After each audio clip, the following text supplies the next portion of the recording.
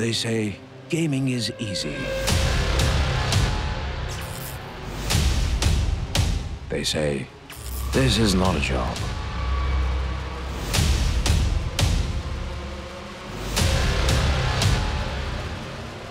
They say it's a waste of time. But we kept at it. Got better.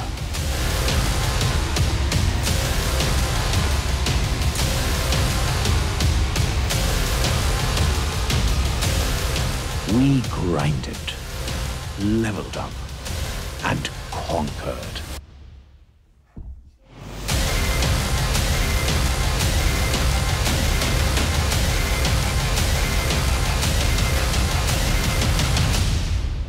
We are gamers. We are the ESL India Premiership, powered by Omen by HP.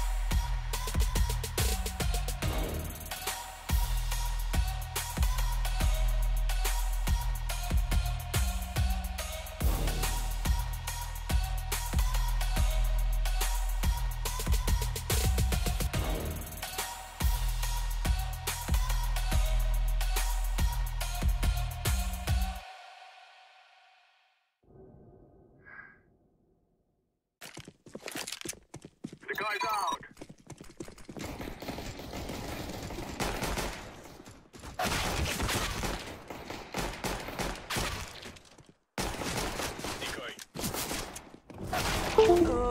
That was beast.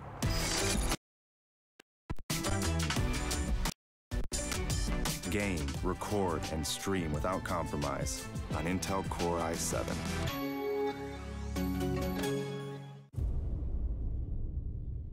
The ESL India Premiership 2018 has 3 seasons: summer, fall, and winter. The summer season takes place from April to June, while the fall season runs from July to September. Finally, the winter season takes place from October to December. Coming to tournament formats, each season is divided into 3 tiers: the professional tier, the Master League; the semi-professional tier, the Challenger Series; the Open tier, the Starter Cups. Moving on to the frequency, every season in the ESL India Premiership 2018 will see 1 Master League, 3 Challenger Series, and 3 Starter Cups. The Masters League now hosts 12 teams and players. Meanwhile, the Challenger Series has 8 contestants and follows a double elimination format. Finally, the Starter Cups are now limited to only 128 participants, so make sure you register for the Premiership now. Once you register for the Starter Cup 1, you'll have to fight your way to the top. At the end of the phase, you will get promoted to the Challenger Series 1. You should try and maintain your position in the Challenger Series 1, 2, and 3. But this is no easy task. At the end of every phase, the bottom 2 contestants are dropped out. They are replaced by the top teams from the starter cups. Those who succeed in the Challenger Series are rewarded with promotion to the Master League. The top 4 teams will proceed to play in the next season's Masters League. Meanwhile, the Master League runs uninterrupted until the end of the season. The 12 champions will constantly try to establish their dominance over the others. But at the end of a season, the bottom 4 teams are relegated to the Challenger Series, while the top 4 play at the LAN finale for the top prize. ESL India Premiership 2018 begins in April. The registrations are on, so make sure you sign up now.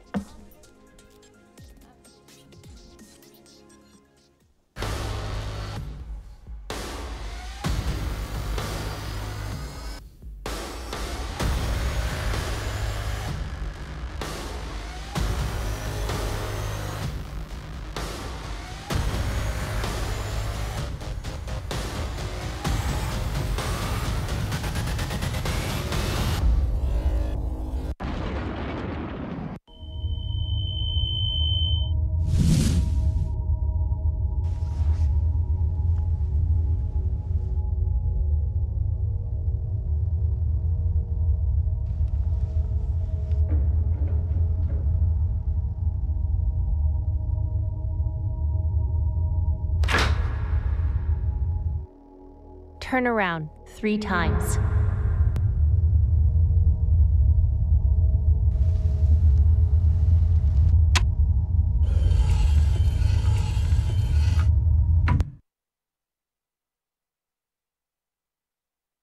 Start shooting.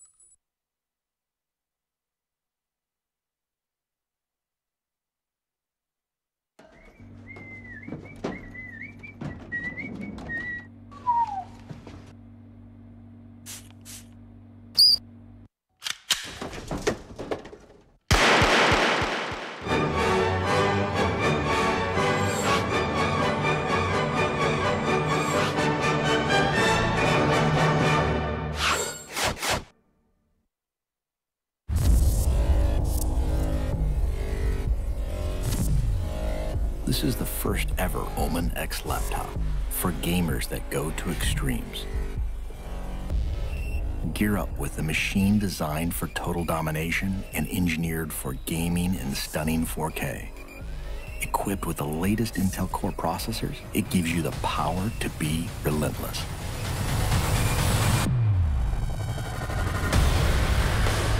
With a 17.3-inch diagonal screen and desktop-class graphics, you get maximum performance to be victorious anywhere.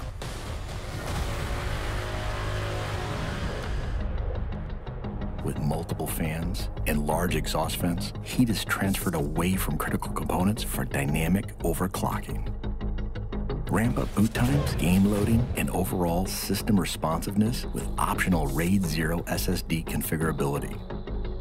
An RGB LED backlit mechanical keyboard lets you program each individually lit key to create customized key maps that switch seamlessly between games. With 2.5mm travel and in-key rollover, you can take out your competition with more accuracy and precision. Designed for extreme immersion, DTS Headphone X technology comes built in for surround sound experience that puts you right in the middle of the action. With the addition of a VR headset, gamers can step inside a completely immersive world for an elevated gaming experience. Single panel access to key components makes serviceability and upgrading easy, so you won't be sidelined or held back on your road to supremacy. It has a brushed aluminum finish on an armor-like chassis. A jet fighter-like construction with hidden lift hinges ensures you're always at the ready. And with striking lighting effects and see-through window to components, others will know too. Unleash your fiercest gameplay anywhere with the extreme performance of the new Omen X laptop.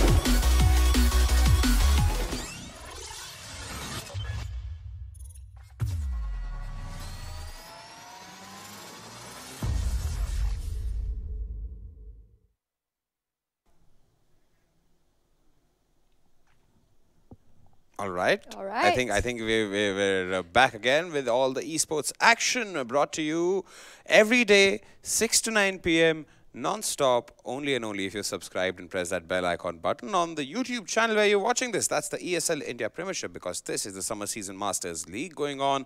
Brought to you by Omen, by HP, HyperX and Intel, and presented to you by Norton Gaming and ESL India. I'm your host, Vagish Godslayer Bhan, and joining me today, as usual, once again, is none other than Angie. How are we doing? Oh, you ask me the same question every day? Okay, I'm going to ask you, how excited are you? I mean, if I was a 16-year-old and I knew that I had esports showcased on my screen 7 days a week, I would be the most hyper child I would ever see. That's the thing. I'm not 16. No, but whoever's tuning in, if you guys haven't already subscribed to the channel, please do, because it's really some amazing esports that comes in. Today, there are some really, really good games. Yeah, indeed. As usual, bringing to you guys some really nice Clash Royale action, Dota action, Counter-Strike Global Offensive action. I mean, yeah, I am excited about the teams which are going to have a showdown today. So let's start off with the first game we have for you, ladies and gentlemen. We have Clash Royale between two very amazing players. So let's get done with the formalities here. Let's start with the introductions. Let's start off with one of the players. Standing ninth on the position, ninth position is what he has garnered in the Masters League. Really? Mrin Lakar is ninth. He's about to get relegated. So if he loses this to the current fourth place holder, which is Shadab Kamil Khan, if I'm not wrong, he's fourth place right now. So see, first of all, the value of difference between these players is very huge. Yeah. Shadab sits at 21 points. Yeah. Mrin sits at 9 points. In fact, if we can get the standings all together, we can have a clearer look as to what this is. Okay, I don't see standing, so okay, standing. Okay, anyway, but talking about these two players, I mean, Mrin, after being the champion 2016, I felt that he's kind of fallen in performance. I've been informed that he got pulled into Arena of Valor. That's a very high possibility, because I think just recently I saw him kind of put up a notice on his Facebook stating that he's really doing well in Arena of Valor, which is the new trend in the market. Yeah, indeed. Tencent playing the cards right after PUBG Mobile, then they have AOV. But again, I stand corrected. Not fourth, third. Shadab Kamil Khan is third right now. So it's a third place versus ninth place game here. Mrin is going to play his final game today. So he is the maximum number of points he's going to secure is 12 if he wins this game. That's the only thing. Whereas Shadab can definitely end up moving down the ladder, because if he loses this game, Sev's going to overtake him. Indeed, Sev's going to overtake him for that point of matter, because... no, why would Sev overtake him? I'm not getting the math right here somehow. Okay, so Shadab still would have a lot more games, so I don't think Shadab's going to lose rank there. I was just calculating how that will work. But it's very surprising to see that Kamil now sits third, meanwhile Saif has moved to the fourth slot. I was very confident that Saif would be sitting on the third spot for quite a while. Of course, everything has changed. Even Mukul has moved to the sixth spot, even though I was Tahir Devil's Twin is 11th, but again, you told me he's got a job. So again, Deepak Mehudi, Mehta, Jimit Bhatt. These are I'm happy Mehtab has managed to come to the how would I say, the red borderline there. He's on the cusp of either he gets relegated or he doesn't get relegated, for that point of matter. So that's there. So let's start off with the first player introduction. Definitely. Yeah. Let's start off with Mrin Lakar. Hasn't Mrin already played a game?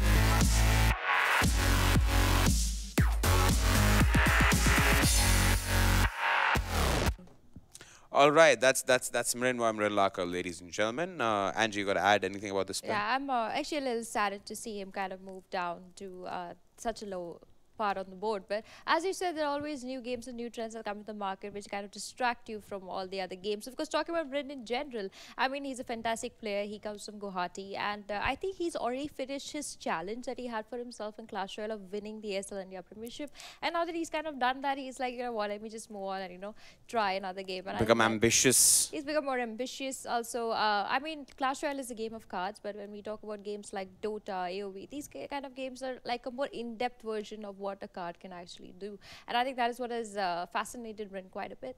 Yeah, indeed. Well, that's Mrin Lakar for you, ladies and gentlemen. Let's take a look at his opposition today, Shadab Kamil Khan.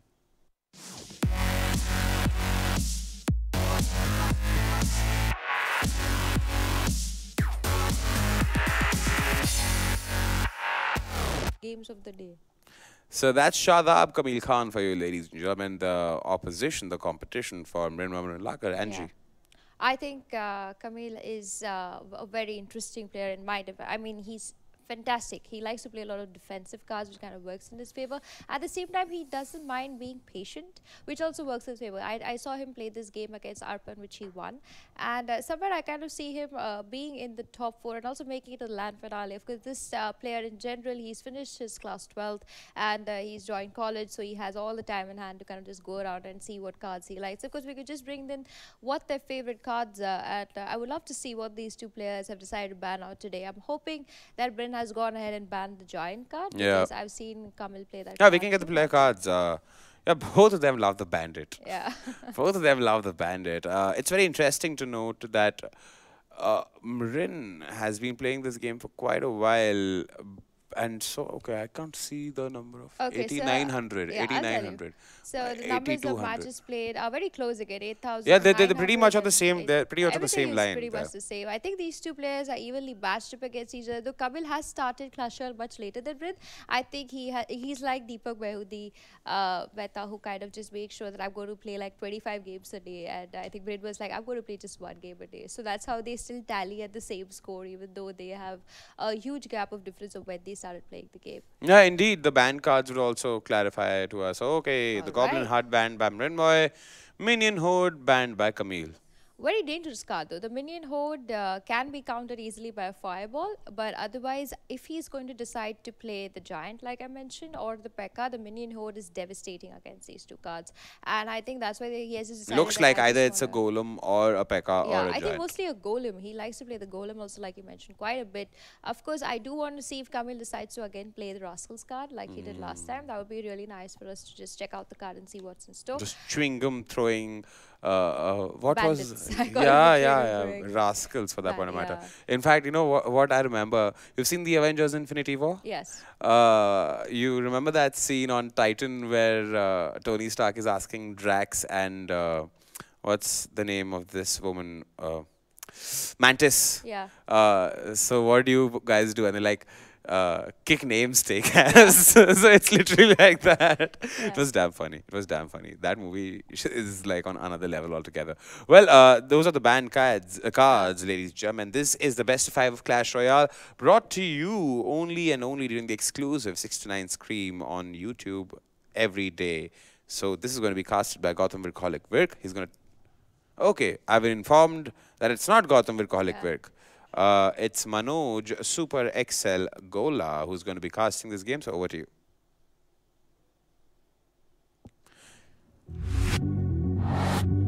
ए पीछे की LEDs नहीं चल रही हैं.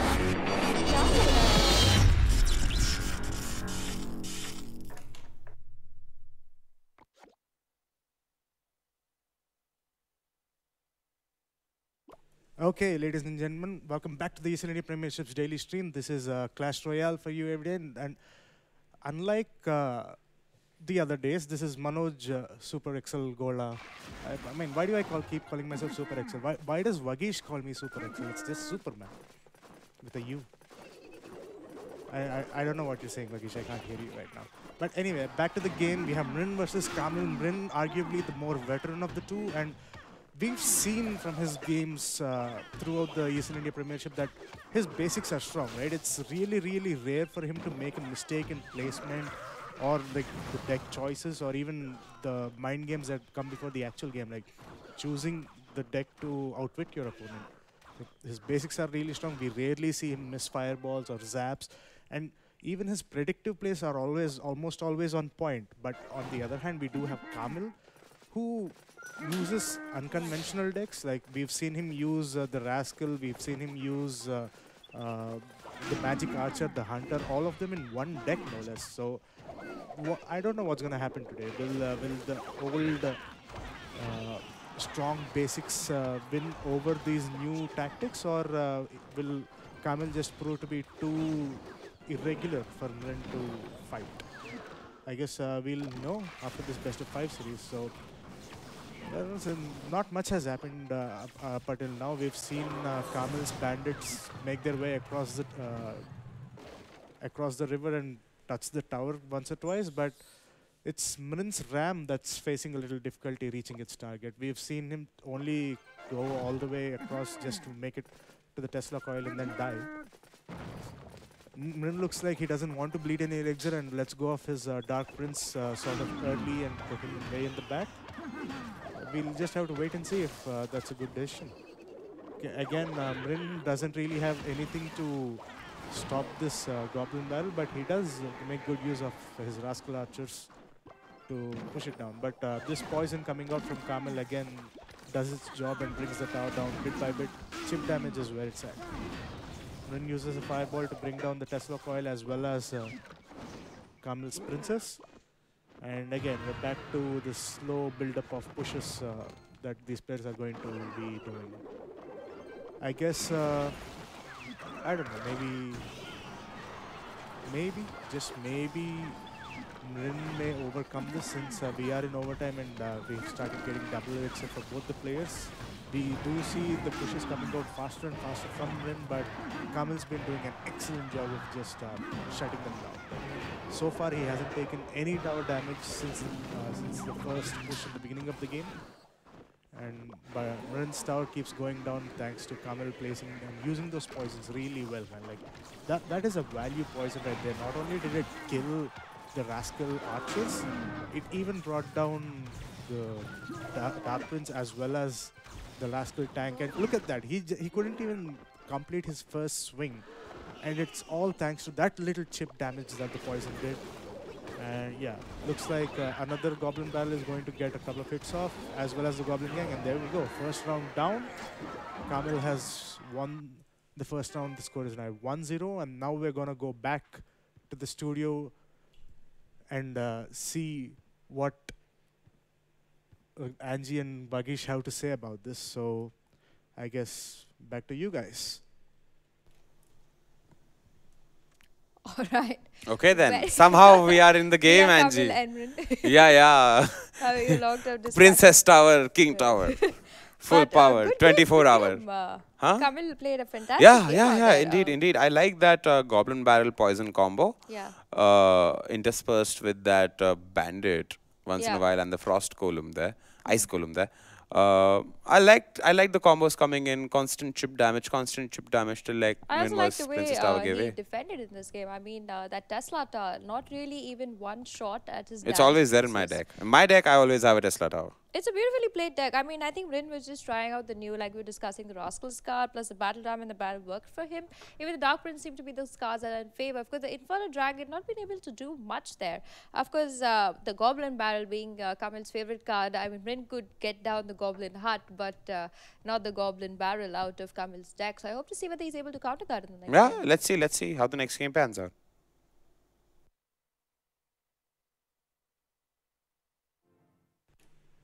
Okay, so there we go. This is time for game 2. And sorry about that. We had a little jumpy little fingers in the production room today. So we just sort of switch things around, trying to bring the best stream quality to you guys, and in the process, like, just chased our tail around and gotten a little confused, and hence you had to.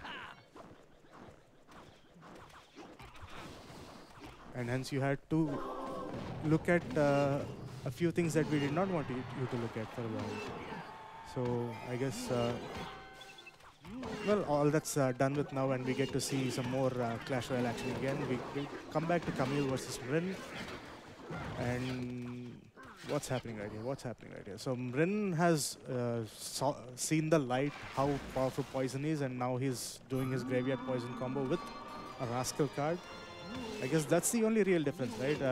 I guess he doesn't have a Miner in this deck, but Kamil comes back with a pretty good answer. Those little minions right there, if he times them right, Mrin will not have much damage coming out of his graveyard. And Kamil also has this Royal Ghost that's able to sneak in close to the tower without getting detected. And as well as this huge metal behemoth of a card called the P.E.K.K.A, which basically destroys any huge unit coming to hit your tower. Like, we're more than a minute and a half into the game and we don't see much damage on either of the players' stars, but looks like things are going to get heated up a bit. 15 seconds away from double elixir. I think Kamil is going to have the advantage on this as well, because he has those little like low cost cards, right? He has the minions, he has the miner, he has the bandit. He's able to keep Mrin on his toes, and Mrin right now I don't think he has gotten a chance to use his Graveyard Poison combo yet. And if Kamil is able to keep the pressure up, I don't think he's going to give a chance to Mrin to use his combo. And that's going to make all the difference in the world, right? This Evis is doing really well, even though he's going to die basically without doing much. He still is going to prevent a lot of damage from going onto his tower. So Kamil again has now the time to choose how to defend against this. Good gameplay by Mrin right there. He waited for the minions to come out before he put his poison on there so that he can get them down. And thanks to that really, really good move, he in one combo he brought it down to 1275 HP. And again, Kamil replies with the pretty half-hearted P.E.K.K.A right there, put it right in the center of his base, and it's making its way slowly across. Now it has become an aggressive P.E.K.K.A. Poison coming out from Kamil right there, it's going to take care of the tombstone, it's going to take care of the goblins defending it. And now it's a straight shot for the P.E.K.K.A to reach Mrin's tower, but again, the tombstone is successful in distracting it, giving Mrin enough time for his rascals as well as his tower to destroy the P.E.K.K.A. And now it's Mrin's turns to come up with an answer.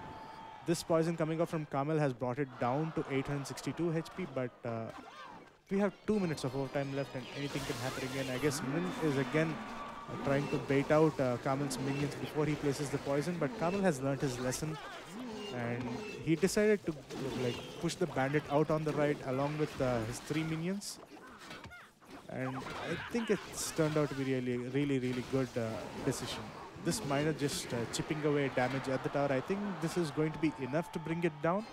124 HP, 3 more ticks from the poison and it should go down 70 damage. That's just in range for this log rolling slowly in to finish it off. And yeah, that has been quite exciting.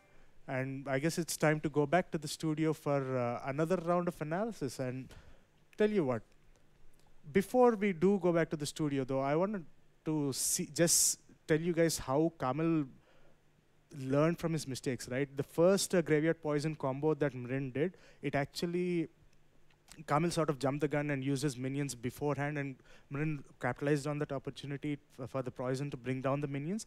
But Kamil has learned his lesson and he has not repeated the same mistake, and as a result, he was able to barely win, right? Like a couple of seconds more, and I'm pretty sure Mrin would have been able to get this match, but I do want to hear Angie's thoughts on this as well. So that's where we're going to go. And I guess we're going to go to the studio right now. Alrighty then, Kamil bags another win in his kitty. Well played though. This time Mrin tried out a very different tactic. He tried out the graveyard poison, which is I think one of those combinations that Mukul used to use quite a bit in his gameplay. Also I've seen Jimit also recently use that combination. It works well. Of course, Kamil being the god of defense, he first makes sure that nothing affects him before he really gets into fights. This time of course he's showcasing his P.E.K.K.A to just tell us that yeah, he didn't want to see that minion horde destroy his P.E.K.K.A, though he used the P.E.K.K.A completely in a defensive form, which could buy him time to kind of send out his bandit later on to kind of take down the tower. It was never really the process of the P.E.K.K.A to really do more. But Mrin this time, I like the way he dropped those 2 tombs. He tried to make sure that the P.E.K.K.A never could reach his tower, but maybe somewhere his calculations went a little haywire and he couldn't really get the result that he was looking for. Alrighty then, so then let's head off into the third game and see whether this can be game, set and match. Okay, so this is game 3 again. We have Mrin versus Kamil again, and thank you for that little bit of info there, Angie. I guess that's something I sort of haven't thought of in that way. Again, so Kamil has switched to a sort of Brit spam deck, and I don't know why the game is stuck. I guess my wonderful domestic terrorist called Jerry forgot to do what he's supposed to do. And worry not, folks. For this little miscreant, there's going to be some apt punishment. The gentle giant that Vagish refers to so often is not going to be so gentle this night. Okay, jokes apart, to quote one of my favorite CSGO casters and analysts, we gotta get back again.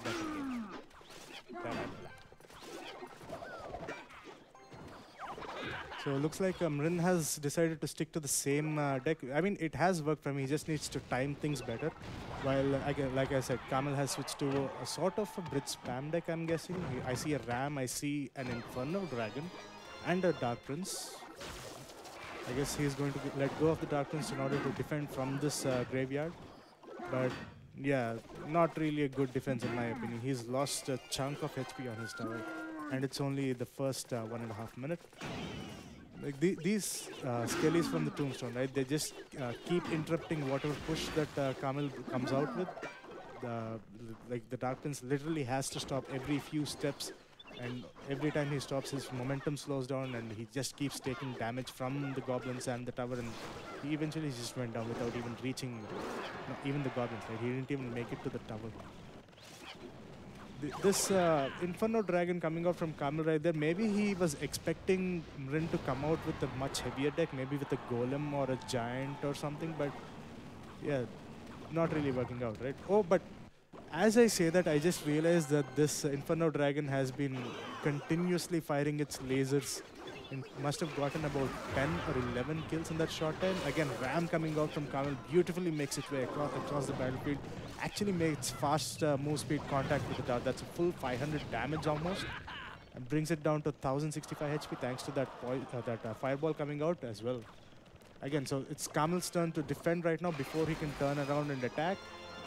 Okay, Mrin has his finger ready on that poison, just waiting for Kamil to put his minions down. And thanks to Mrin hiding it in the first graveyard combo, Kamil just fell into the same trap again. And yeah, his minions proved to be basically useless, right? They've killed 4 skillies and that's it. And as a result, the other skeletons have brought it down to 905 HP. Mrin's own tower is not too healthy either. It's sitting at 1065 HP.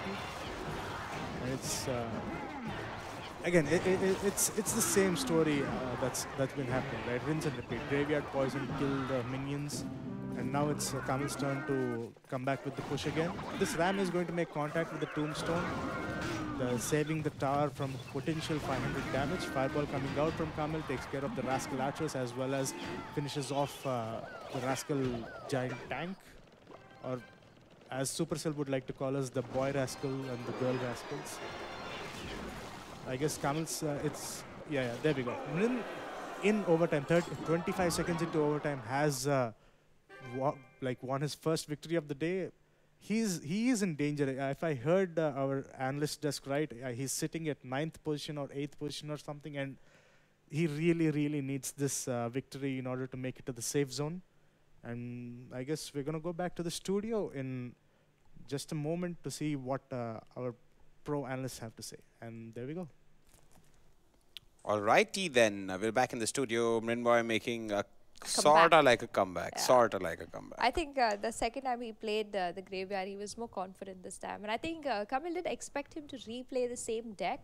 And that's one of the reasons why I think Mrin took this game. He had the defense correctly done. He didn't really have the minion horde. He had only the 3 minions.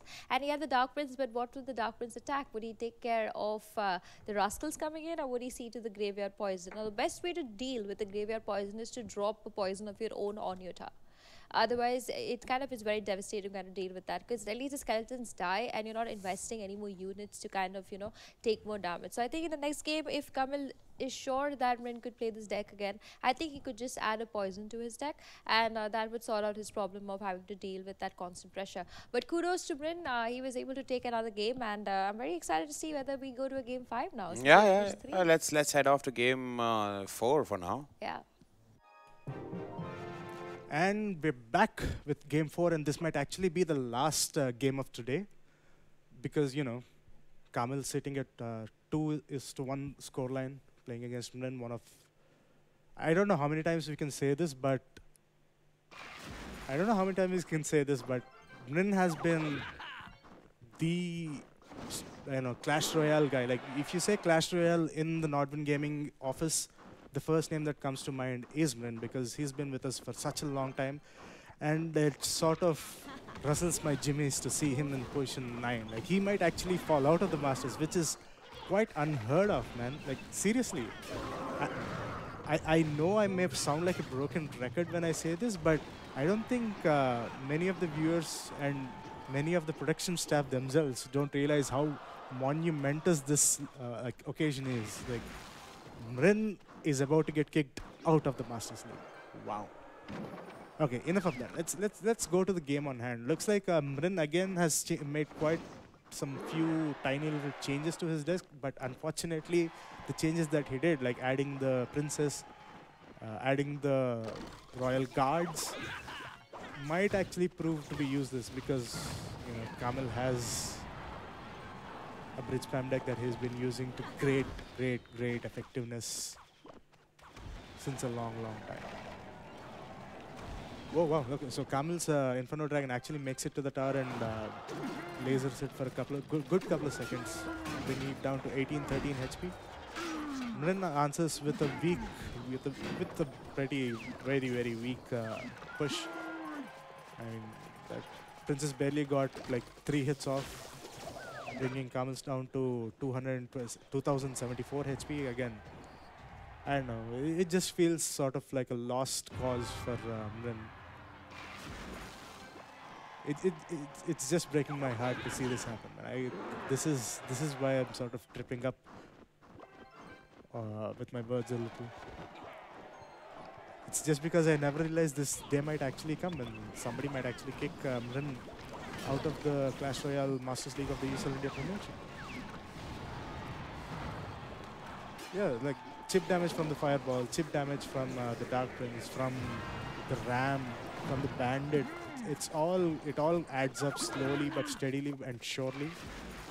And I guess that's what's going to give Kamil this game as well. So 15 seconds left for overtime. That means the first tower down is going to lose.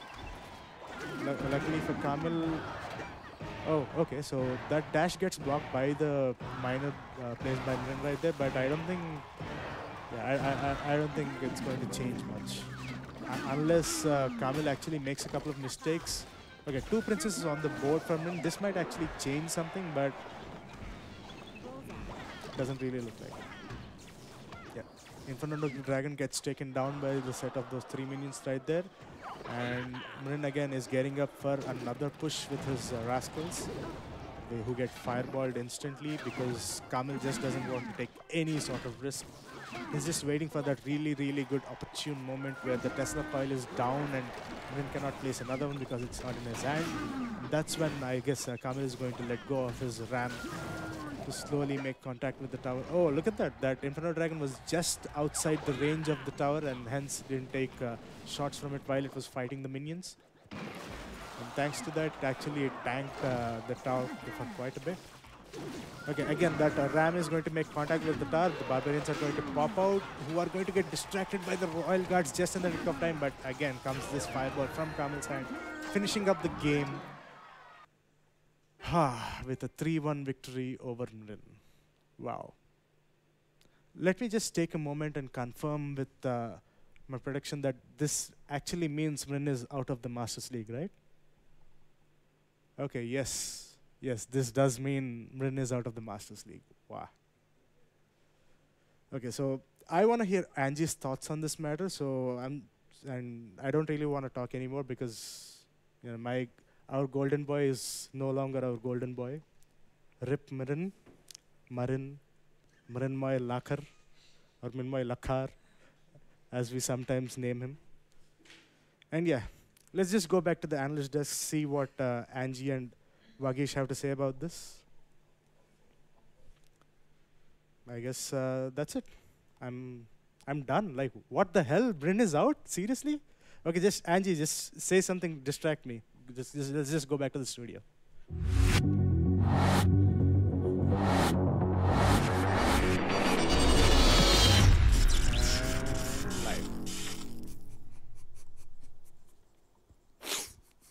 I'm sorry, I couldn't resist. Yeah, that's okay. I'm sorry. This Super XL But Gola you is seem half the so reason upset for... about, I don't know, man. Like, I swear. Okay, you know what, Mrin? Anytime, I know it's an eventuality. People don't openly speak about it, but everybody's got to go at a point of time, right, Angie? Like you, me, everybody's got a time, right? Ensure that whenever you have your time, please contact Manoj Super XL Gola because he's going to write your obituary for you or your epitaph. He's so taken aback by you getting relegated. It's like as if you two shared a bond. Just like I said. Oh, also I've been informed that he has Manoj's headphones, that he's not coming to the LAN finale. Good. No need to return those. It's perfectly yours. It's our gift to you for being exemplary at the game once upon a time. No, but you know what? At the end of the day, I think that Mrin has already accomplished what he wanted to accomplish. Ha! So it's He fine. came. Someone else has to be a victorious person at the end of the day. You can't keep having like, see, Arpan did it, and now you still see Arpan sitting over there because he's like, hey, I wasn't the champion. So I mean, he still has something to drive him. But when you consider Mrin, he's already taken what he wanted, and at some point, this player was sitting on the leaderboards. He was second or the third best, and so it's not that he hasn't proved himself. He has proved himself time and again, and I think now it's time that he's like, you know what, I just want to like take a break from all Zone this, and out, it's play fine. casually. Why Because- is it all like competition all the time? Like if you take the fourth game also, just talking about the fourth game in general, he didn't really have anything aggressively put on the map. It was like as if he was No, like, he did I not. just want to play this game and have fun. There was nothing really to push down his tower. Even like Manoj mentioned, it's going to be the same cycle of things happening. There was a battle ram coming in from Kamil. We had Mrin who had a good defense. He had a Tesla available. But you're not knowing Mrin as a player. At the end of the game, if you guys have noticed, he kind of put the Tesla on the right side of the map. Very much knowing that if the push is going to come to him, it's going to come on the left, not on the right. So putting the Tesla to distract the traffic from the left side, push so it avoids the princess, could have been easily done by him, but he chose not to do it. And I think one of the reasons for that is that he's like, you know what, it's fine, and it's there's nothing much to really analyze in the game. He just played a good Clash Royale, he's had fun, and he's sitting in the Challengers League. To next season he'll come back to the Masters League, and maybe next season. next season Winter season. Yeah, and Winter maybe season then is by when then we'll Clash see him. will change so much that we will see a new Mrin come into the light. New Mrin. I mean, a more revamped. Oh, have you seen Rick and Mrin Morty? gameplay. Yes. You remember Bird Person? No. Okay, so I there's. just watch it sometimes. So it's for like level. So there's a guy called Bird Person. So he's killed at his own wedding, just like the Game of Thrones Red Wedding. Turns out his wife was a double agent, and then she resurrects her husband, aka the Bird Person, and the people rename him as Phoenix Person. I am Phoenix Person. So it's like that, yeah. Probably we'll see like Mrinmay Lakar version Phoenix 2.0. come back, yeah. That's if he wants to come back. Okay then. We'll take a quick commercial break, and ladies and gentlemen, the fun and frolic and the intensity will continue. Don't forget, this is the ESL India Premiership 2018 Summer Season Masters League, brought to you by Omen by HP, HyperX and Intel, and of course, presented to you by Nodwin Gaming and ESL India.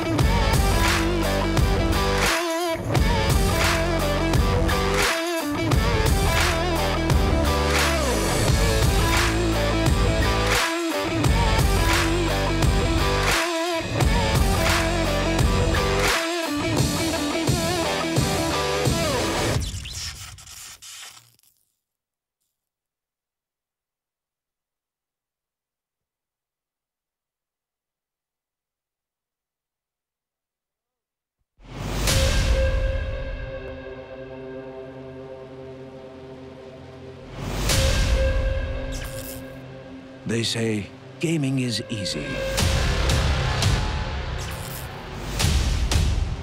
They say this is not a job.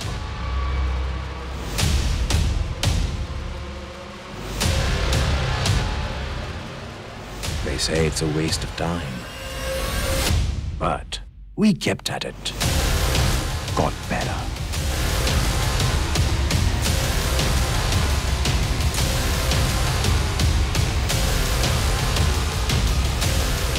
We grinded, leveled up, and conquered.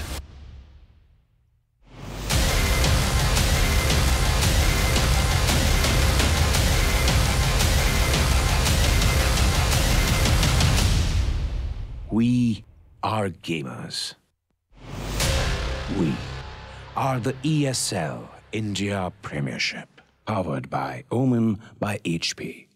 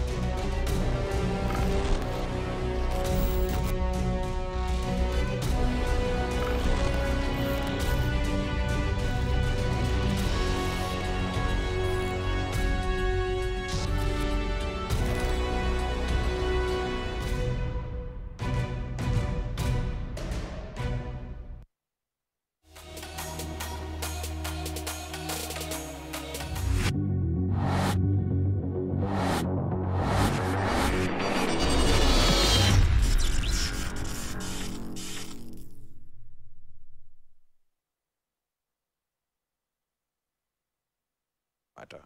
All right, ladies and gentlemen, we're back again in the studio segment of the ESL India Premiership 2018 Summer Seasons Masters. I was just thinking, what the hell? Okay. We really need to get that exposure turned up by there for some reason. Yeah, I don't know why. Am I glowing? It's not a neon shirt. Oh, is it? I've been informed apparently our feeds. I don't look at it. No, wait. If it's darker, then why am I glowing? Why am I fluorescent? Yeah. I'm a fish. I'm a guppy fish.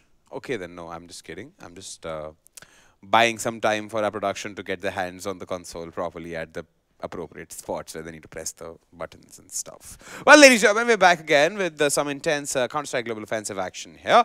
Mamba Senior has joined me. Mambeshwar. I don't know. So if someone calls me Mambaswar, I sound like a Pokemon. Mambeshwar just sounds like a god. And some people are just like Mambaswar, which just does not make sense to me. It's SR, it's not FR. But okay, so let me give the real thing to people. Why you are called Mamba Senior, or rather it is Mamba SR. You know how snakes make their sound? That wasn't the actual reason though. No, that is you can contest it however much you want, but nobody will ever know. I actually do have the screenshot. So there was this one more player whose name happens to be Mamba, and he put it up on Facebook as his nickname. So everyone started messaging him, all the people who liked my casting or had some questions or wanted some answers in terms of casting. And he made a post on CSGO India that I'm not the guy that you're looking for. And if anyone knows him, just go on and tag him. So one of my friends actually went down and tagged me, and then I just went on to add 2 more alphabets. Stop it, Vakeesh. That's just what? It's your name. It's a Mamba. It's a senior Mamba. It's senior Mamba snake. Okay, I'm just okay. I think I'll have to call the floor manager and be a little concerned about my safety.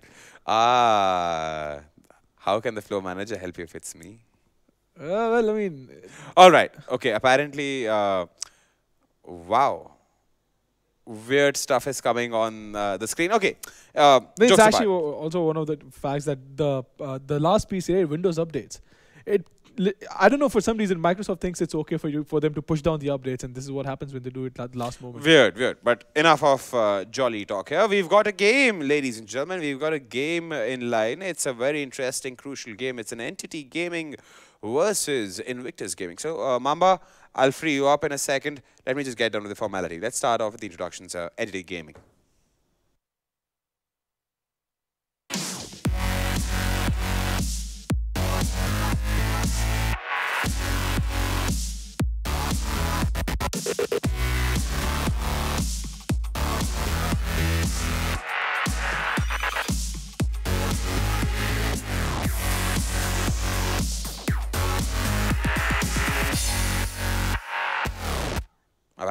Apparently. Okay, welcome back, ladies and gentlemen, to the studio segment.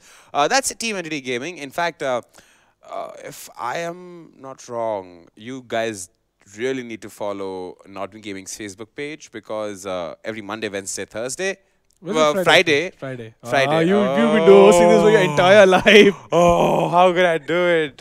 No, I'm just kidding. I'm just tired.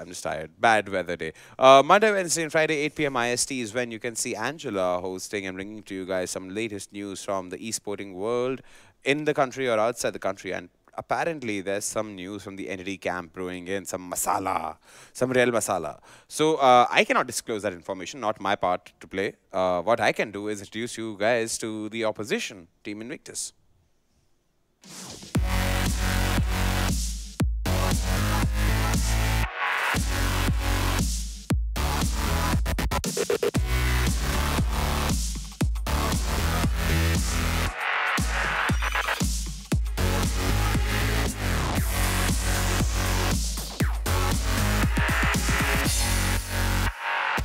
All right, Team Invictus, Hunter and the grand old man of Indian CS, everybody's in this team combined. It's like Power Rangers. The most funny part is that these two teams, right? If you look at the 10 players on the server, it's like Invictus has already played for Entity. Like pretty much everyone on that team has played for Entity Gaming, except from Pasha Sahil. Yeah. No, Pasha has played for Entity as well for a while. Has he? I think don't remember. Did sub for them, if I'm not mistaken. But I think in the olden days, like, this is when it was Entity Gold and Blue, and after that, I think one of those. Yeah, all that hullabaloo, like Entity Blue. At that time, I think he did play for them. So it's like, there's only one player on the entire server who has probably not played for Entity Gaming. That's Mrin, obviously. So this is going to be an interesting matchup, knowing the fact that they've played against each other. They've played with each other, and these are the titans of the Indian counter-strike circuit, right? So this match is going to be really, really interesting because the veto. I've actually went through the veto before this. It's going to be interesting. So if you could have the veto up on the screen, I'll just walk you through what's going to happen today, because this, by the way, I think is going to be a very, very interesting matchup. Okay, let's have the veto. I don't know where the veto is. Is the veto? Okay. Very interesting. So Invictus Cash is okay. It's always it's one of those instant bans. Mirage, not an issue. Overpass, maybe. Nuke, okay. I mean, that is fine as well. No one really wants to play right now. Inferno, though, being banned out by Entity Gaming, also I won't say surprising, but it's just that they have such a vast map pool, right? They can afford to do this. They would probably be feeling a little more comfortable. And Train is the map that Entity Gaming has always been really, really good at. Invictus as well. I mean, look at Hunter. They have Hunter as well to work with, right? If this guy goes off, Entity Gaming's life is going to be really, really hard. And for Entity Gaming, they'll have to be really on point, because they have a Matarasu, who's obviously one of the best players in the Indian Counter-Strike circuit, probably one of the best players in the history of Indian Counter-Strike, right? So they have, it's literally the best mix. It's a mixture for a best Counter-Strike match that you'd have probably seen in the ESL Premiership. So I think I just messed up my grammar there, but nonetheless, it's going to be a really, really interesting matchup. But the one thing I'm really concerned about, the fact is that how will Entity counter Hunter if he goes off? That is something they'll have to be careful about, and if they can do that, I think it should not be an issue for them. Alrighty then let's quickly take a look at the map video and get to know the Train map a little bit more. Train. A classic reborn. Fast access to the middle area. Full smoke executions on either bomb site. This map has everything.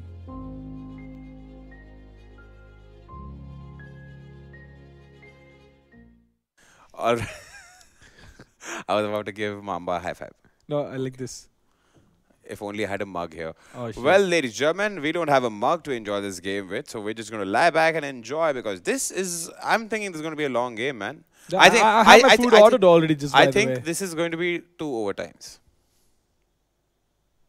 You also mentioned the fact that Sai won't play well off the stream. It's something you said. I'm not really sure about that, because he has been playing a little bit of Next lately. But I think he's going to be pretty consistent. I think he's going to have a solid... No, Sai is going to be consistent. It's just that I have a very brotherly relationship with Sai. So it's like I can abuse him. I can like take his case. It's just like, this, it's just the way the banter goes between Sai and Tito, Sid. right? No, Tito. And Tito. So these guys have been going all out against each other, be it in perks or on Facebook. They put each other's face as their profile pictures. I'm like, why is Tito's photo there as Sai? I don't know what is wrong. But it's nice to see the grooming. It's like you seen that movie Hello Brother, Salman Khan, Arbaz Khan, where Salman Khan's heart gets put into Arbaz Khan, and then he always sees Salman Khan everywhere. No, I have not seen that. Oh, damn. Dude. You got to see nice that movie. You got to see that movie, dude. There's like a ninja cha-cha there and stuff. So it's like that. So I believe Sai is like the Indian Salman Khan of CSGO.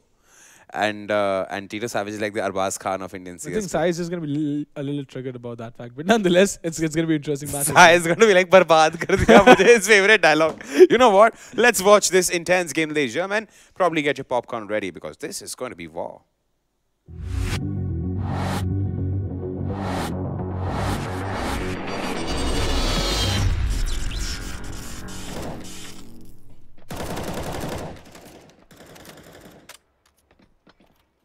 It's time, guys, for the top 2 teams in the ESL India Premiership to take on each other. It is Entity Gaming versus Invictus. Invictus currently stands first in the table, and if they win this game, they will solidify that position. And Entity Gaming, they're going to vie for the victory and try to go back to the first place as well. I'm going to be your caster for the day. My name is Adi, and I'm joined by Fet. I love how I come across as Sideshow Bob every day. Like, I'm your caster, Hadi, and with me is, him, that guy. Love it. I'll tell you why. Love it. I'll tell you why. I'll tell you why, Fet. It's because you didn't join me. I joined you. And you know what I'm talking about. I joined you. We're conjoined at the hip, Adi. We're both the bald casters. Like, every time I'm on LAN, I barely have any hair on my head. And you never have any hair on your head, so... We're birds of a feather. We should flock together, dude. Like, that's how the cookie crumbles. I like the word play, except you ruined it towards the end. Yeah. But yes, this game is going to be played on Train. It's only the second time we've seen Train in the entirety of the ESL India Premiership Masters League. And I'm excited for this one because Invictus and Entity both know how to play this map really, really well. And of course, there is something to be said about Excali and Marzil as well. Of course, it's all rumors now, but as far as we know, Excali at the end of the season is going to join Entity Gaming because Marzil is going to leave Entity Gaming and join Optic. So, and also, Mamba did say that 9 out of these 10 players have at one point played under the name Entity Gaming. I think Pasha also... No, Pasha has. Yeah, Pasha has. Pasha has, yeah. Only Manan is the only one only who hasn't Manan, played, yeah. Interesting. Extremely interesting. And the fact is, Excali for Marzil, I think that's a fair trade because Excali is one of the best small site holders in the country. On the CT side, you put him on the B bomb side, more or less like 8 times out of 10, he's got it on lockdown. But there is something to be said about Excali applying as an entry fragger for the Optic India role for the team, and Marzil applying as a lurker. So they are slightly different players, but yeah, sorry to cut you off there because the game is live now. We're going to have Invictus starting on the T side. Entity Gaming did win the knife round, so they are going to be on the CT side. And Sai, he's going to spot Manan immediately, and he's going to fall back. He's not landing those shots right now. That was a bit disappointing because Sai had like 3 more or less standard frags laid out on a platter for him, and he whiffed quite a lot of those shots. And look at the rotation. It's like 4 players have moved their way in towards inner. It's just Marzil playing a very passive position towards Ivy. And it looks like it is going to be an inner hit. No fakes whatsoever. It's just going to be a straight up execute. Shots being rattled through the smoke. Hellranger manages to land the headshot onto Manan, but the bomb has gone down. It's a 5v4 retake situation. Falcon does have a kit on him, so there's no need to hurry right now. But Sai, he bites the dust. Falcon peeks out. He's dead as well. Amaterasu now in the line of fire. Needs to be careful. It is a 3v4 in the blink of an eye, and Entity Gaming are fast losing the plot. There we go. Amaterasu chimes in with a quick trade. Amaterasu, he's going to have to go huge. Marzil gets the kill. It's a 2v2. Kit on Amaterasu, but Ribby, he's got the angle. He's got the idea. Marzil, in the meantime, has found Hunter. Amaterasu is going to stick it. And Ribby, he's going to... Oh, the CZ breezy easy. And he dies at the end there with a little bit of BM. But yeah, really winning that 1v2 at the end. It is really difficult for the counter-terrorists to retake in a pistol round, so to speak. I know a lot of the teams like to play the retake setup towards inner. But yeah, I mean, Entity Gaming definitely had the read in that round. 4 players stacked towards that bomb side and still it not working out for them. That's just unfortunate, but they are looking... It does look like they're going to go for the eco, which I like. Just the upgraded pistols. They want everything and probably even a double op setup in the 4th round.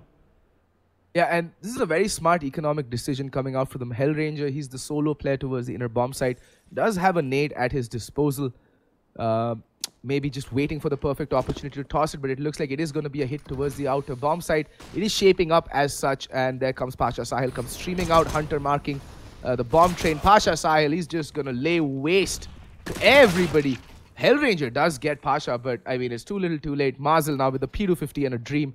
Does spot Manan, but he's going to get the bomb carrier, that bomb planter. That is huge. Marzil living up to his lurker role, just coming out from the shadows, getting a kill. Does get taken down, but I mean, 2 kills, still good. And it's just 2 SMGs lost from Invictus's perspective, so no harm, no foul. They have another round to build up their bank, considering the fact that they will know that Entity were on a full eco, more or less, just upgraded pistols. That means, you know, there's still enough time for them to farm up that cash using those SMGs. Well, let's see. 2-0, Invictus off to a flying start. And Entity Gaming, like I said, reduced to a full eco right now. Just Marzil with the upgraded pistol and a nade. They're going to have everything to play with come their first gun round, which is, well, the rifles, the nades, the utility, everything. You name it, they'll have it. So that's when the match really starts. Right now, it's just, you know, customary that, you know, you play out these rounds with nothing but pistols. It's going to be a bloodbath.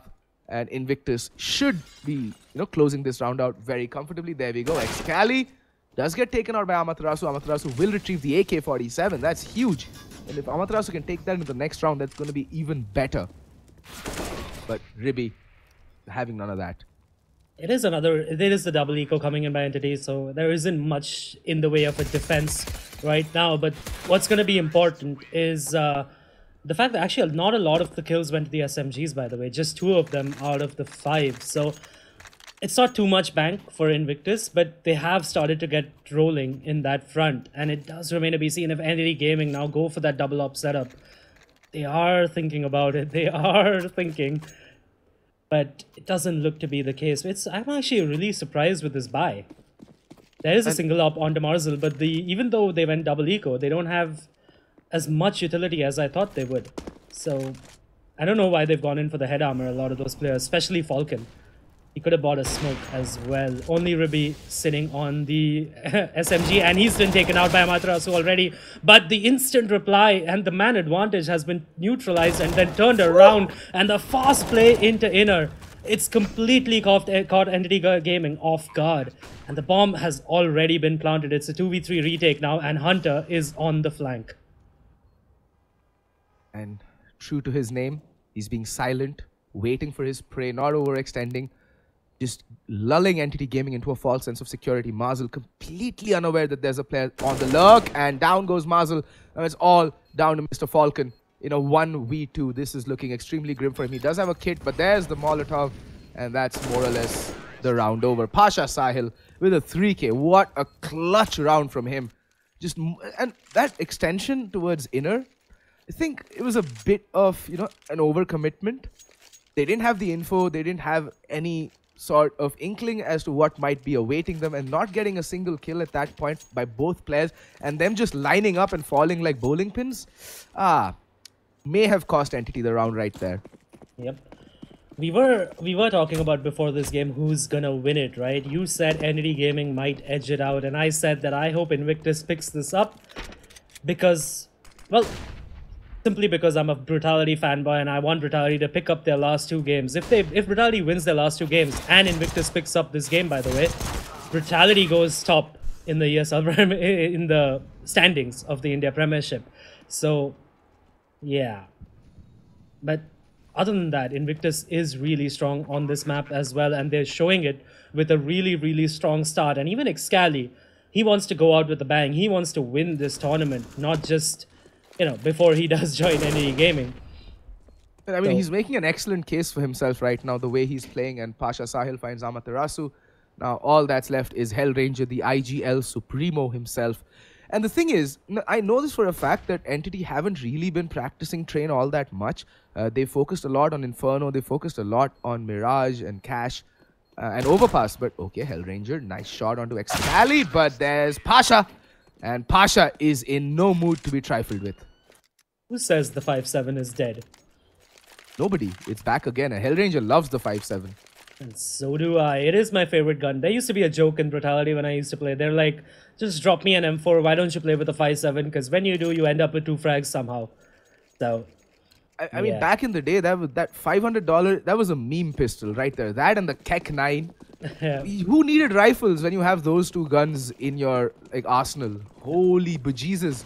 They were so good. But now, it is time for Entity to come back with another gun round. There is the buy. Sai has the op. Hellranger, Excali's been absolutely aggressive. Hellranger's still going to pick up Manan though. Not expecting him to be so close to the smoke. Hellranger's going to pick up a second frag. Excali, the entry fragger, has found no one. Finally going to find Amaterasu in the middle of the B-bomb site. And it's such a disjointed attack at this point. A Hellranger's going to shoot Excali in the side of the face. That's 3 frags for him, but that's a 4th as well onto Pasha Sahil. Ribby does shut him down, but he's instantly traded by Marzel, and that's a really, really strong round coming in by the IGL of Entity Gaming. The way Hellranger played that was absolutely divine. Not a single thing that can be faulted in his decision-making there. Such good repositioning. He just kept everyone from Invictus guessing and guessing. That's why he landed up with 4 frags. Sai, in the meantime, though, he's been having a very quiet game. He's still to open up the fragging. But, remember the last time we criticized his fragging? It was on Inferno. He had 3 frags in the 11th round, and then he ended the game top fragging. So maybe it's one of those games where Sai just takes a little while to get going. And hopefully, we're going to see him awaken as the game progresses. It's still early days, 6 rounds in. We're going into the 7th. 1 round to Entity, 5 to Invictus. And Entity need to be careful. They're on the brink of getting broken. They've just won a round. They did keep 3 players alive, so that's good for their economy. But, well, 2 players are damn near broke. So they need to be very, very careful going forwards into this round. They need to win this, and not just that, they need to win this by keeping at least 3 or more players alive and kicking.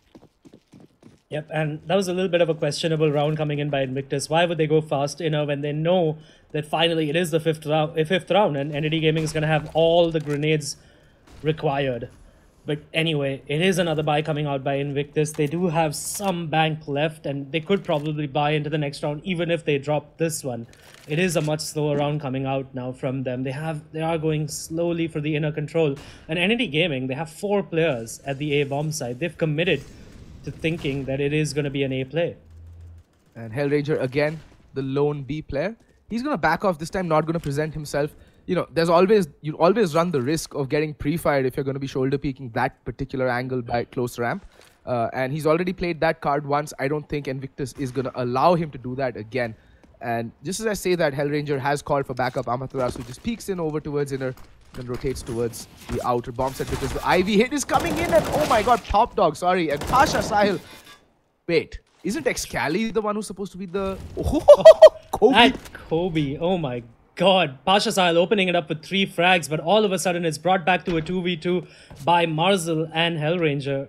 Falcon chiming in as well, but the bomb plant is going to come in towards the B bomb site, and it was a fake, by the way. It was an outer fake inner take, and Entity have fallen for it, but unfortunately Invictus lost a lot of players. Hunter, he's going to shoot Hellranger in the side of the face, but he's going to whiff it. Hellranger's going to be able to win out that battle, and all of a sudden Ribby's left in a 1v2. But if anyone can do it, it is him, but he peeks out way too early, and Marzel is going to pick up that round for Entity Gaming. It's going to be 2 on the board for them, but their money is going to be in shambles because they've lost 3 players, and it doesn't look good for them, honestly.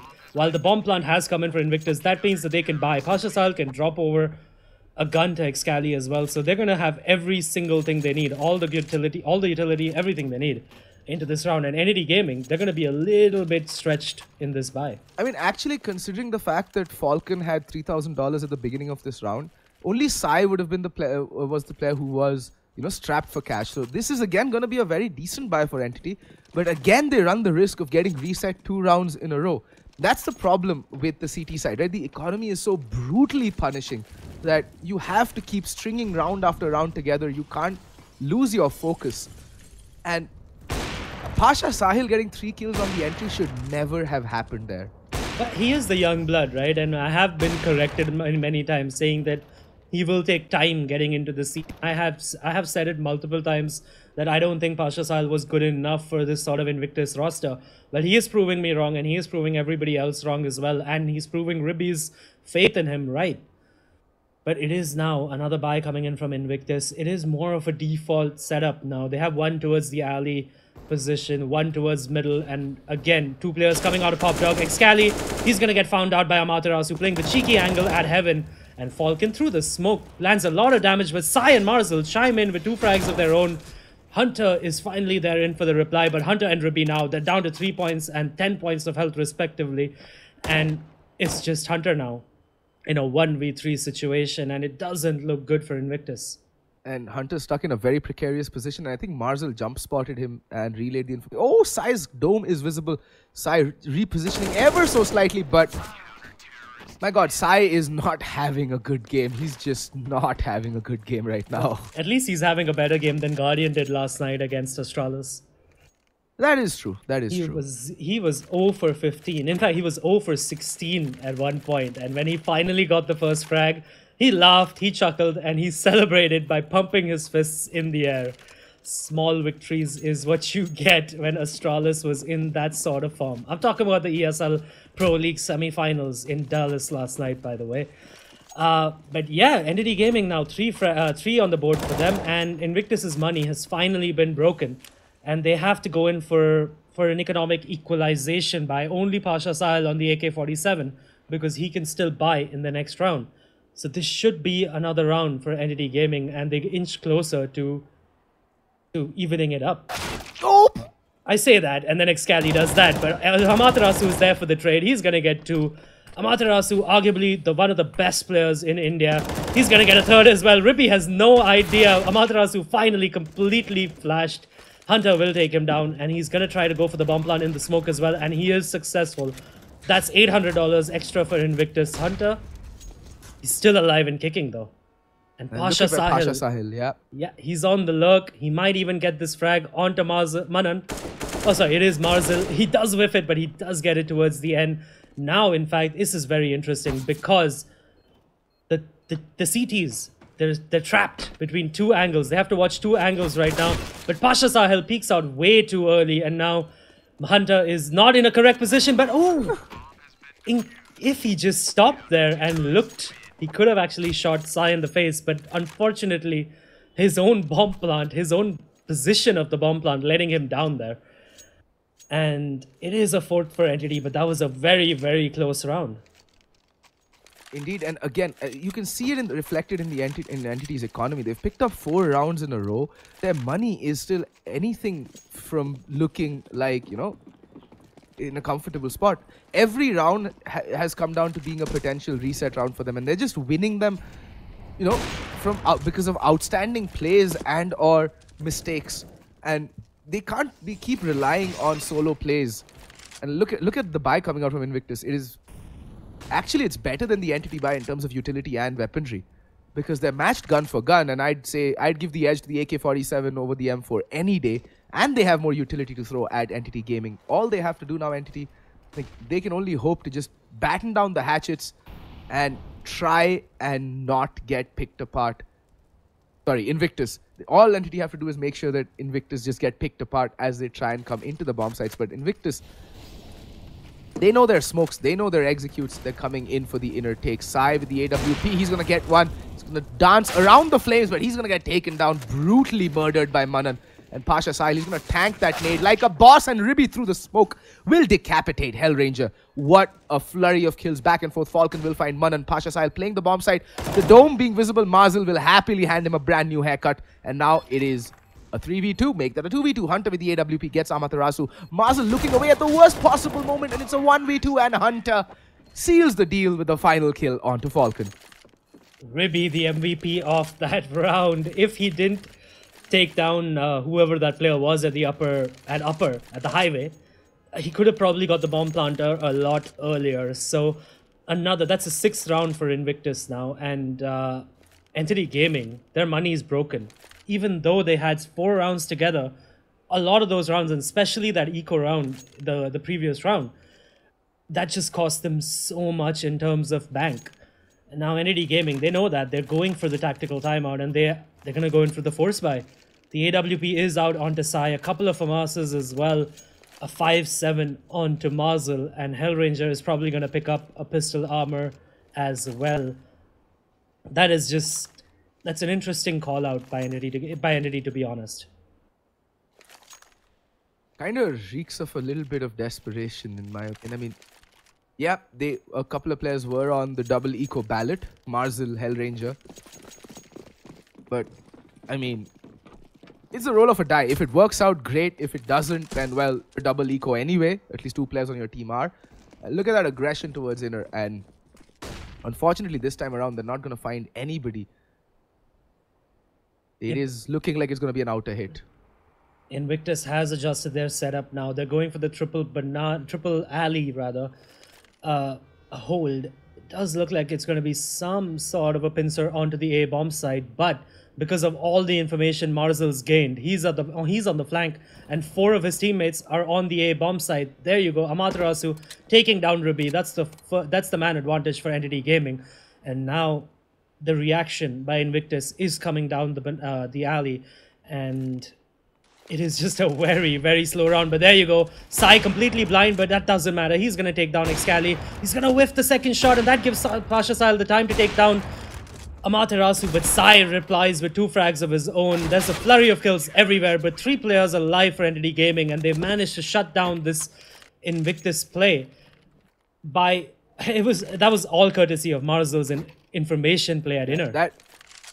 I mean, people often overlook how important a flank is. And the reason that Sai was in that position to get those 3 frags is all based off of the info play that Marzel made that previous round. Very good communication, very good play, very good decision making from Entity and Hellranger to allow Marzel. Just tell him, yeah man, go for the luck. Press W, see what you can find. It's an eco round anyway, we need all the information that we can get. And based off of just information, Entity pick up a round that they had very little chances of winning. And Invictus themselves now have opted to go for the force by a Galil, an AK-47, 2 CZs, and the hand cannon in the hands of Manan. We've seen Manan destroy some heads with this deagle, but unfortunately nobody's going to walk into his crosshair just yet. Invictus, they look like they want to go for the inner execute. They do have a couple of smokes on them, and Ruby, he's gonna play that upper position again, isn't he? After the bomb plant, just with that Molotov. Yeah, it looks like that's what the plan is. And thing is, with Hellranger, the sole custodian of the inner bomb site, this is gonna get hairy. There's the smoke off for Connector. Hellranger, he's gonna just throw down that precautionary Molotov just in case. Excali, he's not gonna bother. He's gonna press W and head on over. Amaterasu is gonna peek out, get the kill. Sai completely blinded, but nobody's marking. Yeah, there we go. That's what I was gonna say. Nobody's marking Pop Dog, and Sai is gonna be furious about that. Falcon opens up the spray, gets the bomb down. That's gonna be huge. And Manan has recovered the AWP. Falcon is gonna get shot in the testicles. Instant castration, welcome. But now it's a 2v2, and Amaterasu gets the kill. But now it's all down to, oh, Captain, my Captain, Mr. Hellranger himself. Manan desperate for that bomb plant. I think Hellranger will allow it. It might be a misplay because Manan has the AVP. Doesn't matter. Manan pulls out the pistol and Hellranger is able to get the frag in on him. But, look at the money. I mean, well, Invictus are pretty broke themselves, so yeah, I guess it works out. Yeah, unfortunately for Invictus, the force buy, I mean, it didn't work out because they had to win that round. And now they have to bite the bullet. They have to go for the eco. And that's going to help Entity Gaming, unless, of course, something weird happens in this round. Build up their bank, try to keep as many players alive as possible. And yeah, if Entity Gaming do pick up this round, they're probably going to be comfortable for buys for the rest of the game. And Invictus, I would like to see a change of pace by Invictus, by the way. They did try to go fast inner a couple of times, but I think now's the time for it because I don't know if they've noticed this, but Hellranger, we've certainly noticed this, that Entity Gaming has just Hellranger alone at the A bomb site. Sorry, at the B bomb site. And yeah, so like they are susceptible to that inner rush. And there is no smoke, but a flashbang is going to come in. Hellranger is completely blind. He's going to fall off the position. He's not going to challenge it. And the bomb plant is going to come in for Invictus. And that's almost job done for them. They needed the bomb plant and they've gotten it. Hellranger whiffing a little bit, looking away at the worst possible moment. Manan chases him down. Amaterasu is there for the trade onto Ribby. He's gonna, and it's over. Wow. Wow. Okay, that was the fastest flurry of kills I have seen in a long time. And someone should, I think Falcon should go and retrieve Hellranger's M4.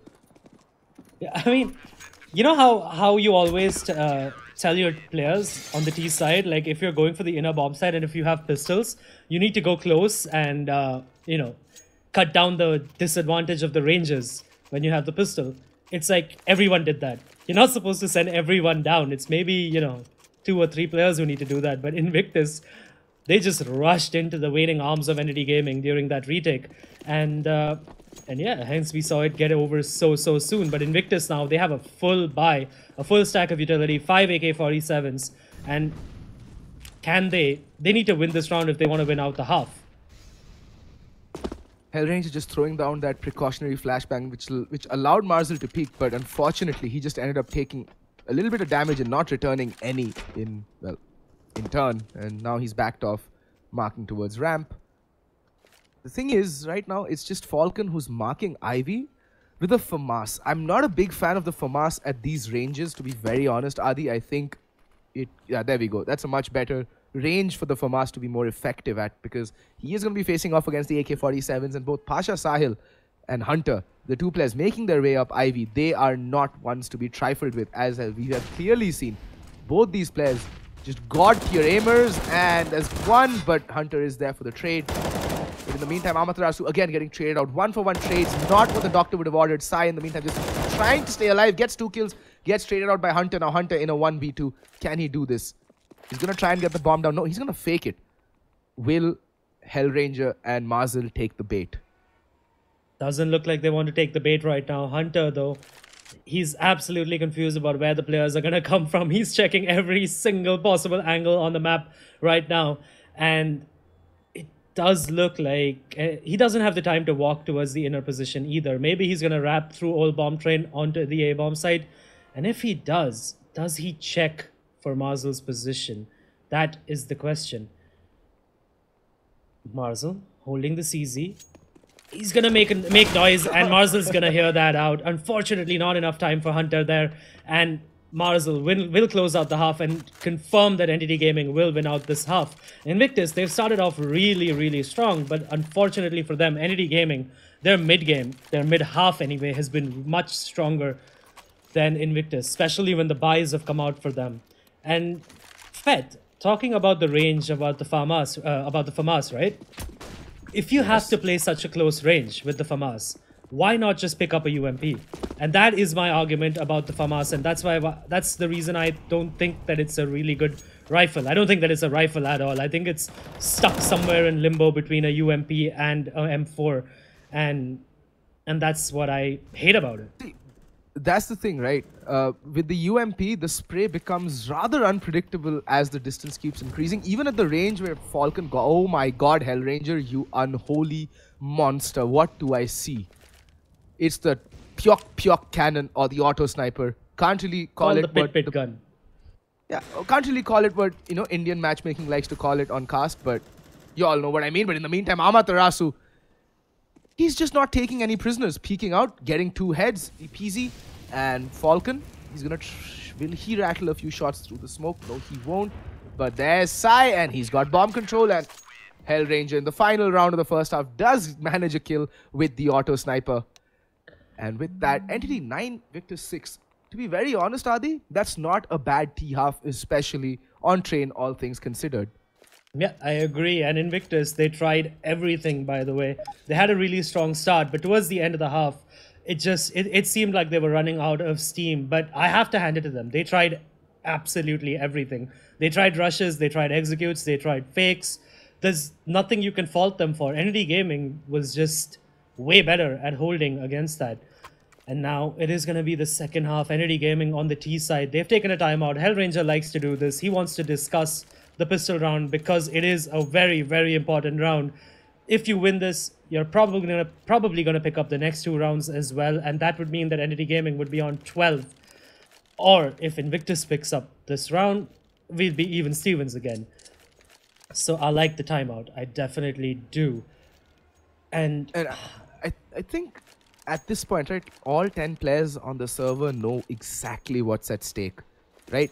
They know that it's a spot at LAN. And Entity, historically, all these 5 players have been players who have their best games on LAN. They're not onliners. They hate playing online. They want to get in the faces of their opponents. And look at that aggression from Manan and Ribi. They're going to gander a peek. Sai is an Amaterasu. Well, Amaterasu's dead. Manan is going to scalp him. And Falcon, this is... Well, that ended quickly. Not going to plan. Yep, Manan accomplishing what Sai couldn't on his CD pistol round, and now Excali, he's going to be found out by Marzel, but he's going to take him down, and the bomb carrier has reached the A-bomb site, but he's not going for the plant yet. He does have the cover. He does know that he can go for the plant now. The bomb is going to be put down. It is a 5v3 retake for Invictus, and there is a kit onto Hunter as well. Excali still boosted up at connector. He's going to try to shoot Sai, in the face, in the back of the head. But Mana's going to take him down instead. And Ribi's going to take down Falcon as well. That leaves Hellranger in a 1v5. Make that a 1v3. With 2 great shots on Manan and Ribi. But it's just not enough because the bomb defuse was already in. And Invictus is going to pick up that all-important pistol round. And now they need to pick up the anti-force buy. And then get even Stevens. But Amaterasu, he has an AK, which Hellranger has dropped over to him so graciously. I mean, this is the standard Eastern European CIS buy, right? I wish Navi would do this more often. Just give the AK to Simple and just say, bro, carry. But, I mean, they don't. And they lose quite often.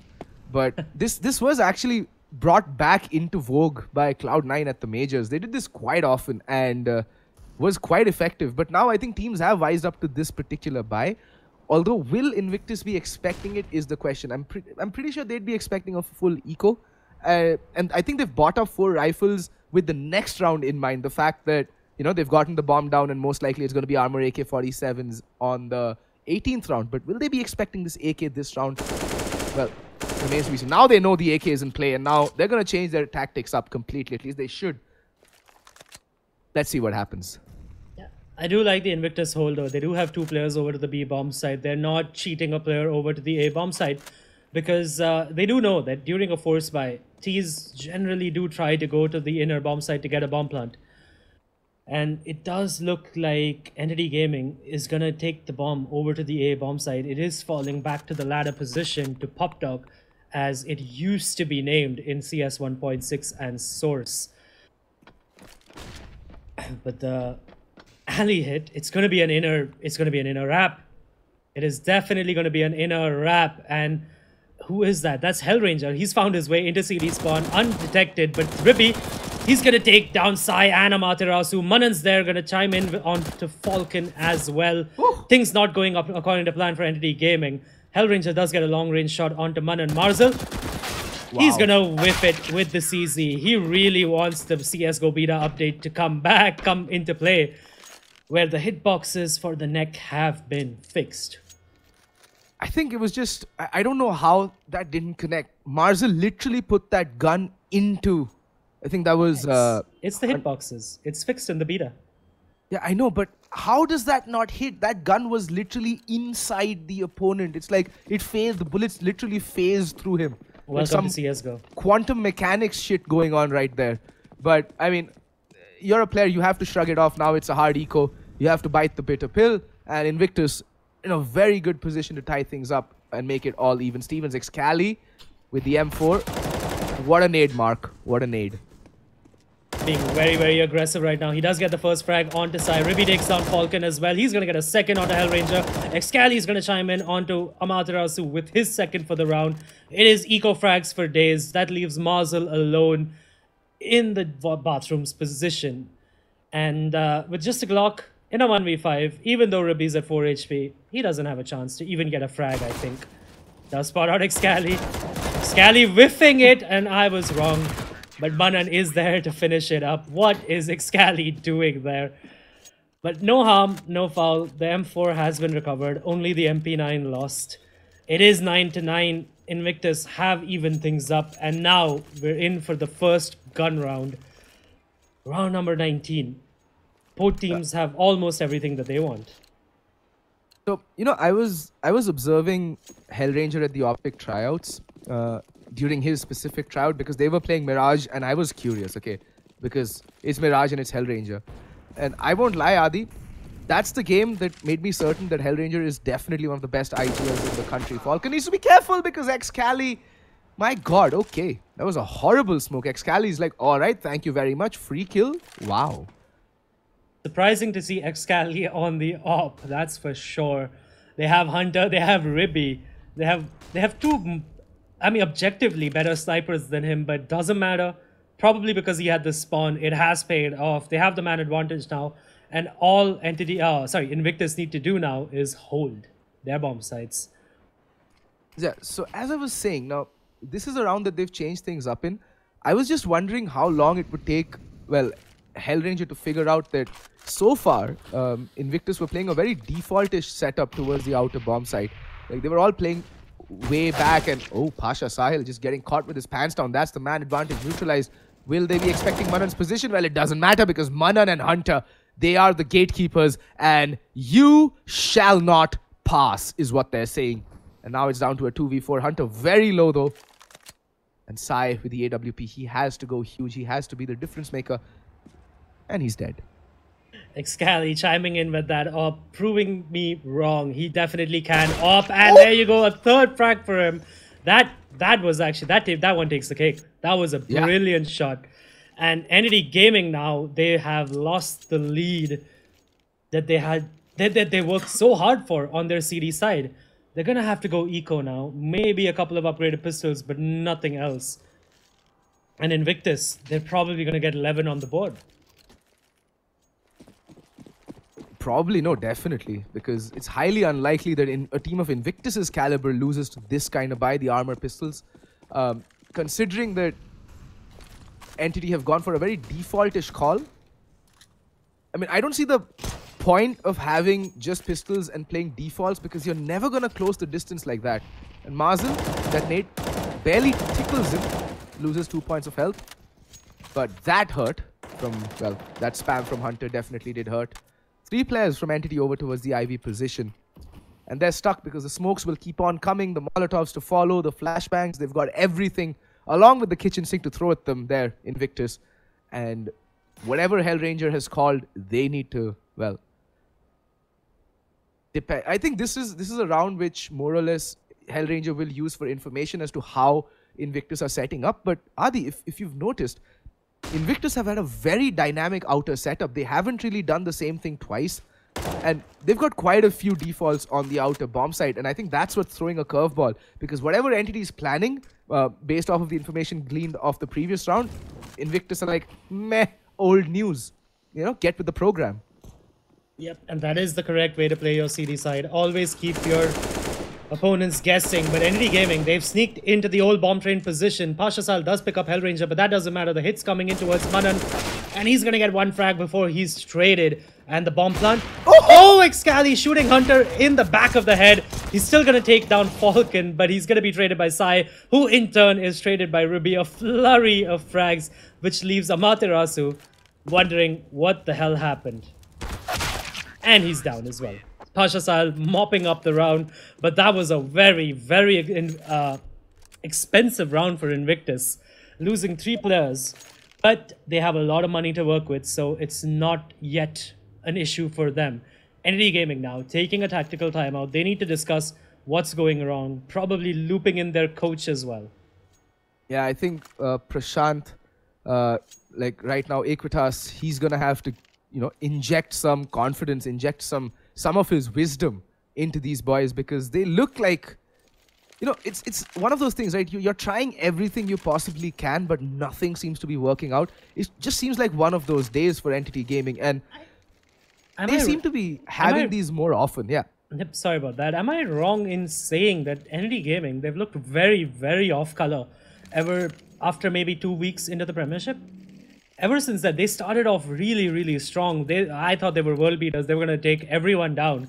But then they've dropped off in form, especially their players individually. And that's the problem I have right now. Like, and that's the problem they have right now because they're not playing up to their caliber.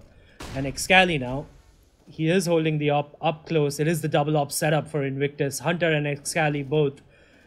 Sai has the op on the opposition side as well. Excali, he's going to be patient. He's going to take down Falcon. That's another round where the man advantage is in the favor of Invictus.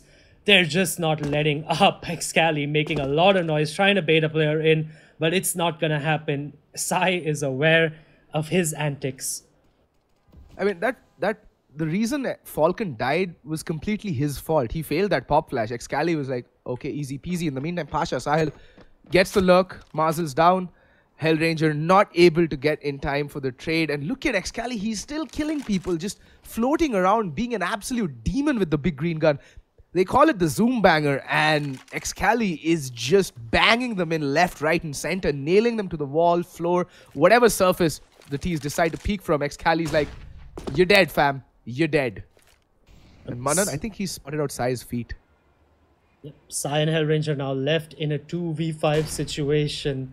I really like the late aggression the mid-run aggression by Pasha Sahil. Sai's going to miss the shot, and then he's going to be taken down by Manan. Pasha Sahil gets the frag onto Hellranger, who was lurking around the A-bomb site as well. And that was a clean round coming in by Invictus. As clean as it could get. They didn't even use that much utility in that round. And Entity Gaming, they're going to use their final timeout because their T side has had atrocious. Nothing. Yeah, they haven't even had one round, I just realized. Just bring up the They've- scoreboard. Not even one round on their T side. Yeah, it's just like I said, right? Thing is, with Train especially, it's such a CT-sided map that if you don't have a commanding CT side, and 9-6 is not a commanding CT side by any stretch of the imagination, the team playing the CT side on the second half has a very good chance of actually making that comeback a very real possibility. And Entity Gaming, their T side has looked important at best and absolutely non-existent at its worst. Yep, we've even seen Astralis give away a 11-4 lead on Train when they were on their CD side. When they went to their T side, they got completely shut down. And is that the case for Entity Gaming as well? Invictus definitely looked like a force to be reckoned with. If I'm another team right now, I would just be banning out Train against Invictus if I play, whenever I play against them. And the thing is, right, this time I think Amaterasu was telling Baba, Falcon, Baba, this is how you do that pop flash, you know? Because Excali does get blinded and he is forced off the angle. Unfortunately, there's no one to peek on the back of that flash, I think, which is a mistake. But then they have no weapons, they have no guns. And, I mean, it's going to come down to a Leroy Jenkins push to either the inner or the outer bomb site. And for the time being, it looks like it's going to be a play towards outer, where 3 players lying in wait. You know, again, different setup this time around as well. Invictus, they have really impressed me on their CT side on Train. I will not lie. This is actually a pretty good setup. But this time the smokes will actually work out. But Hunter, he is a hunter and he wants to show them their gun. But when he pulls it out, just the Entity boys, they just start to run. Look at that. 2 frags for him already. Can he get the third? Scoping, unscoping, doesn't matter. Mazel will get the kill, but Mazel, he's down to 12 HP. And Hunter. Oh, Mazel. All right. Someone's woken the beast. And the beast has gone to sleep. Manan singing it, the lullaby of his people. And double ops being retained by Invictus. Entity Gaming, they have a mountain to climb. And somehow they keep managing to dig themselves deeper and deeper into their own graves round after round. Yep, that was an eco, so to speak, a force by just an economic equalization by, so no harm, no foul. But now the real guns come out. They have everything they need, and they really, really need to pick up this round. Sai going for the smoke grenade instead of the head armor. That's a bit curious on the T side, but he really, really needs that smoke, obviously. Ribby being aggressive, but unfortunately, Amaterasu's there waiting for him, but Manad's there for the trade, missing his jump. But Excali's there for the cover. Falcon gets taken down as well, and the man advantage is again in Invictus's court.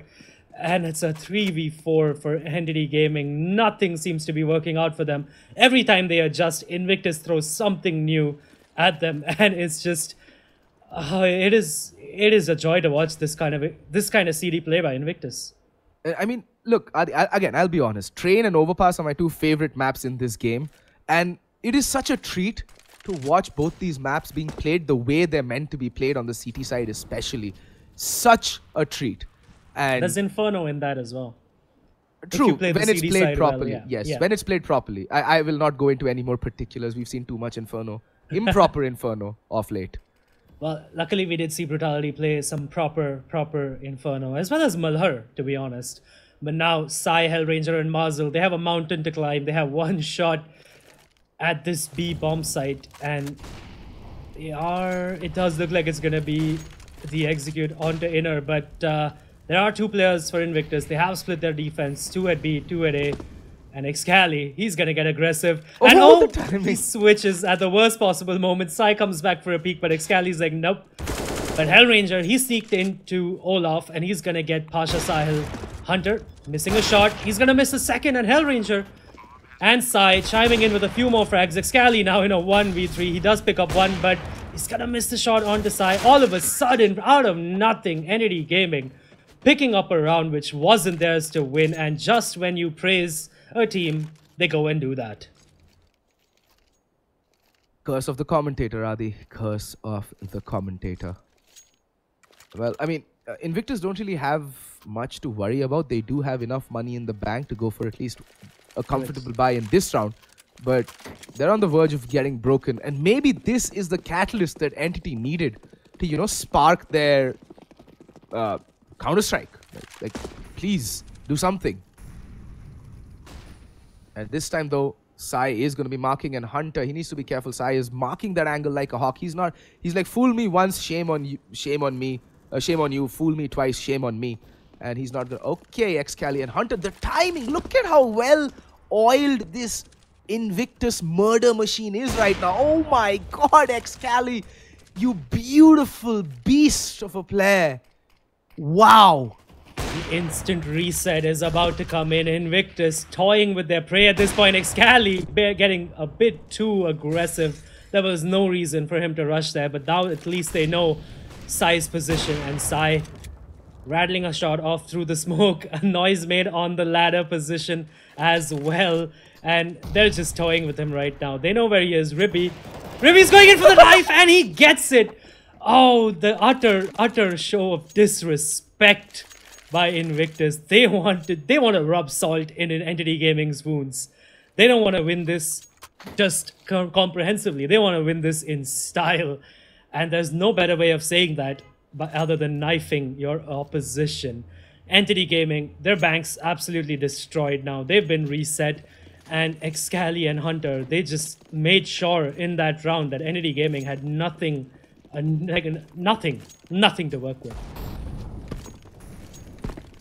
And Sai is just, it's just the tilt. The tilt is flowing through right now. Sai just like, "Bhaad mein jao, main ja raha hu kill lene," and well, they're just going in one by one. Manan, Excali, they're just like, all right, you want to pad our stats? We're not going to stop you. Hunter picking up that final kill, and Hellrange is like, kya yaar. Anyway, I think Entity really need to work on their fortitude right about now, because that previous round was just shambolic. They just went in. There was nothing to do, to be honest, but I would have liked to see some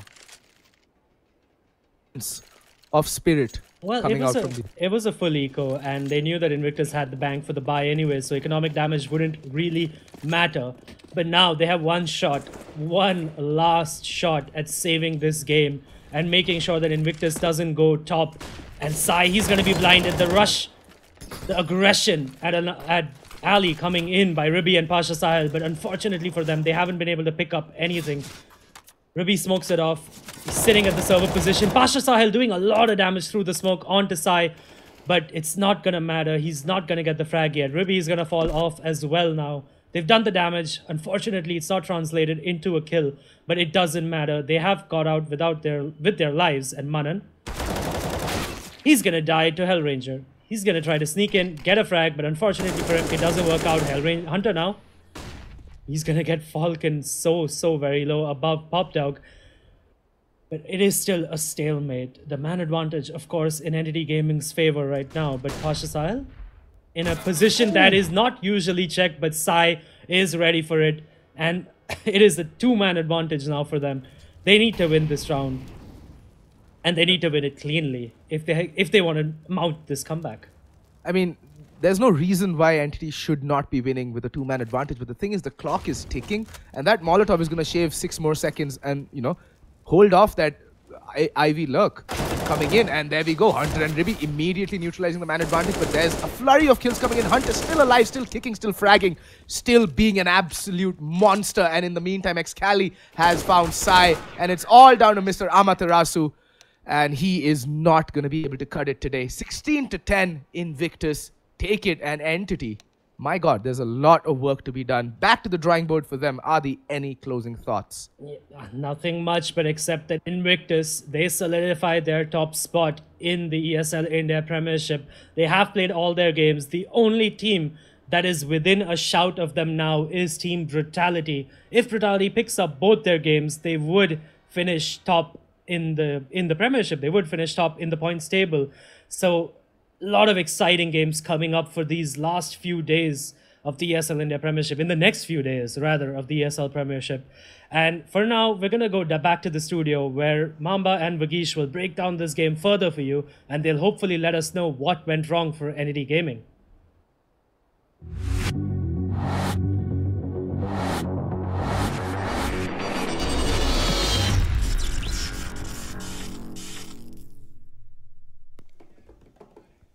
Alrighty then, we're back again live with the studio segment of the ESL India Premiership 2018 Summer Seasons Masters League. as we had discussed, Invictus taking the game and the day. Well, I mean, I did expect it to be a close game, but again, the scoreline was a little too far out in terms of the round difference, right? But I can't seem to understand what went wrong with Entity Gaming. Again, you know, it wasn't a huge set of mistakes they were making consistently. It was not a set of mistakes they were making round after round after round. No, that was not the case. There were certain rounds, there were certain key rounds that they lost, and in the second half they just disappeared, like literally just disappeared. In the first half they were so dominant. They lost out in the first 5 rounds, then they pulled it back. I think it was 9-6 or 10-5. I think it was 9-6 or 10-5. I'm not sure, but something on those lines. And in the second half they only managed to pull off 1 or 2 rounds, and that's just something that's really upsetting, right? Because on the terrace side of Train, I can understand. Fine, it's Train. Obviously, it's a CT-sided map, but it's not as hard as you think. It's you know, playing the T side. It's not as hard as these guys made it seem. It's not that hard, and I still can't seem to figure out what went wrong for them, because it was just such a matchup, right? I have to go down there, download the demo, and watch every single player individually, watch everything that has been happening in the match. But overall, I think it was just their morale going low, and I'm not sure if it's just due to the fact that Marshall is going to be leaving them after a while, because this team, I had a lot of hopes from these guys, especially the fact that Sai and Marshall were playing in the same team. Now, since, you know, Sai and Hellranger have already respectfully declined to join Optic Gaming, it's going to be Marshall who's probably going to be moving out now. It's somehow, I don't know why, it's just something's not working out for them. It's probably the internal issues which are not being sorted out. I mean, they don't really have issues. It's just the fact that anyone, right? If a team has been performing so well, they won the winter season as well. If you know that your team has caliber and one of the players is just going out, which it doesn't make you feel right. But props to Invictus. They played really, really well. We had a few moments where Excali just whiffed a few shots, but after that, he was literally taking down every single guy in his scope, left, right, and center. His off was on point. Hunter as well as was on point, except for the fact that when once Excali team killed Hunter, he shot him in the back of his head. But overall, Invictus played as a unit. Manan playing really well as well. Pasha, again, whiffing a few shots. And but overall, I think as a team, they performed really, really well, and that's nothing surprising coming from either of these two teams. Alrighty then, well, that sums up today's CSGO game, ladies and gentlemen. Don't forget to subscribe and press the bell icon on our YouTube channel's page, because you might have missed the hullabaloo so far, but then we still have Dota 2 remaining, so we'll be coming back to that after this short break.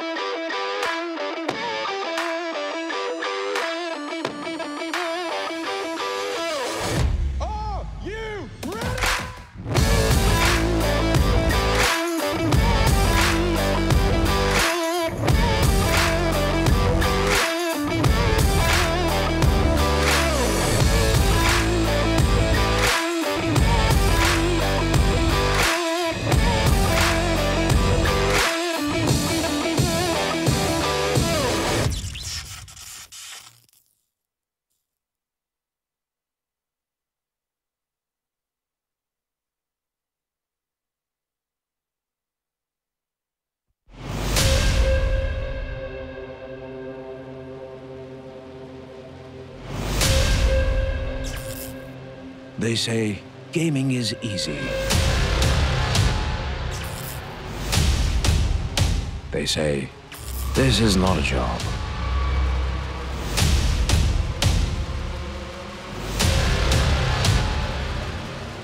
They say it's a waste of time. But we kept at it. Got better.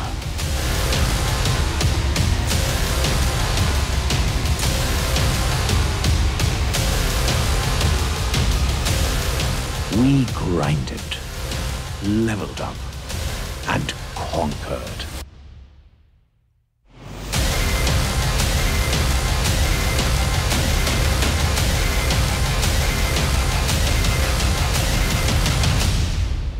We are gamers.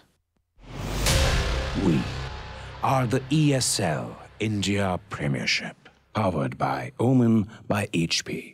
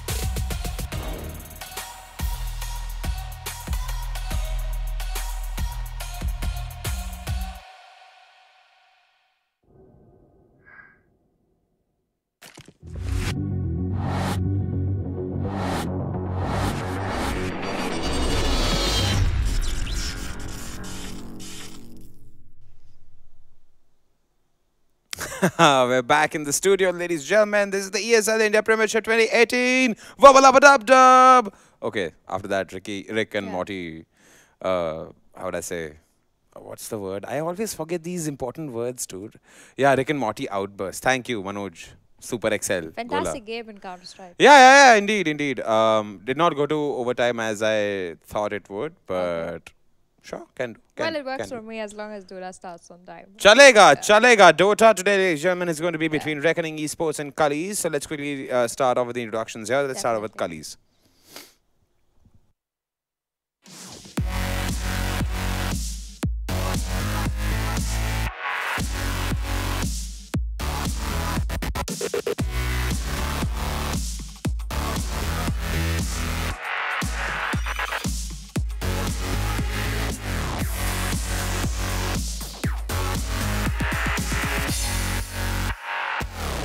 All right, that's Team Cullies for you, ladies and gentlemen.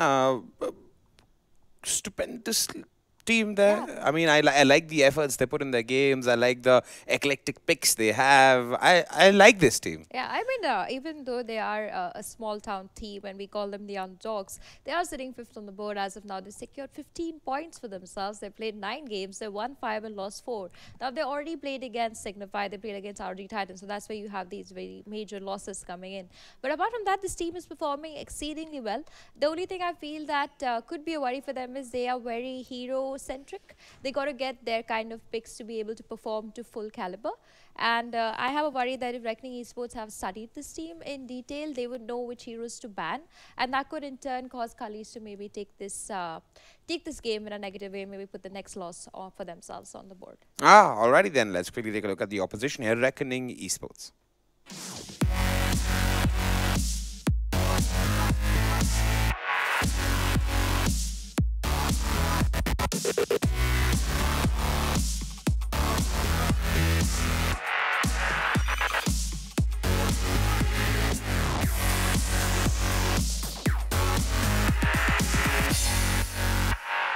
All right, that's Reckoning Esports for you, ladies and gentlemen. Pretty interesting team there. Yeah, they were sitting second for quite a while on the board, and now they sit third. Of course, RG Titans and Signify taking the first 2 slots, of course, on the leaderboard, and 100% chance of being into the LAN finale. Now, Reckoning Esports on the other end, they're sitting with 21 points. They have played 10 games. They have won 7, lost 3, which also put them into that zone where they will definitely also make it to the LAN finale. I'm hoping to see whether Cullies could move on from the 5th spot and go higher. They still have a few more games left in their box, so that means that they have the chance of really, you know, taking it the other step ahead and being the first team from Bangalore to make it to the ESL India Premiership Master League Grand Stage.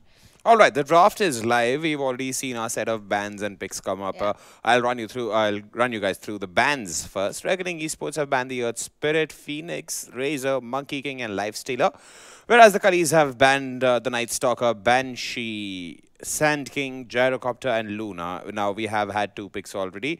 In fact, 5 picks already. 2 picks in favor of Reckoning Esports, who picked up a Reshtrack and an Axe, whereas Cullies have picked a Nyx, Larda, and Skyrath.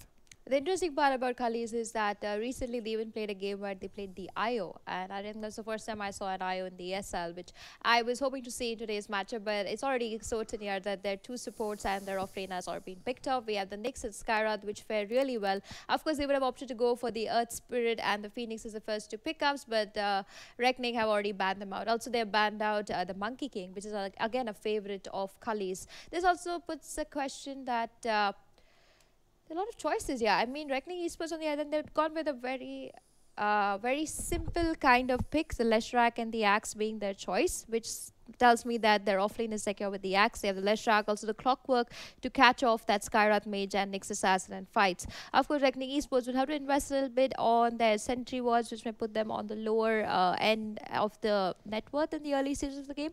But I think as this game goes later on, they have a much better chance.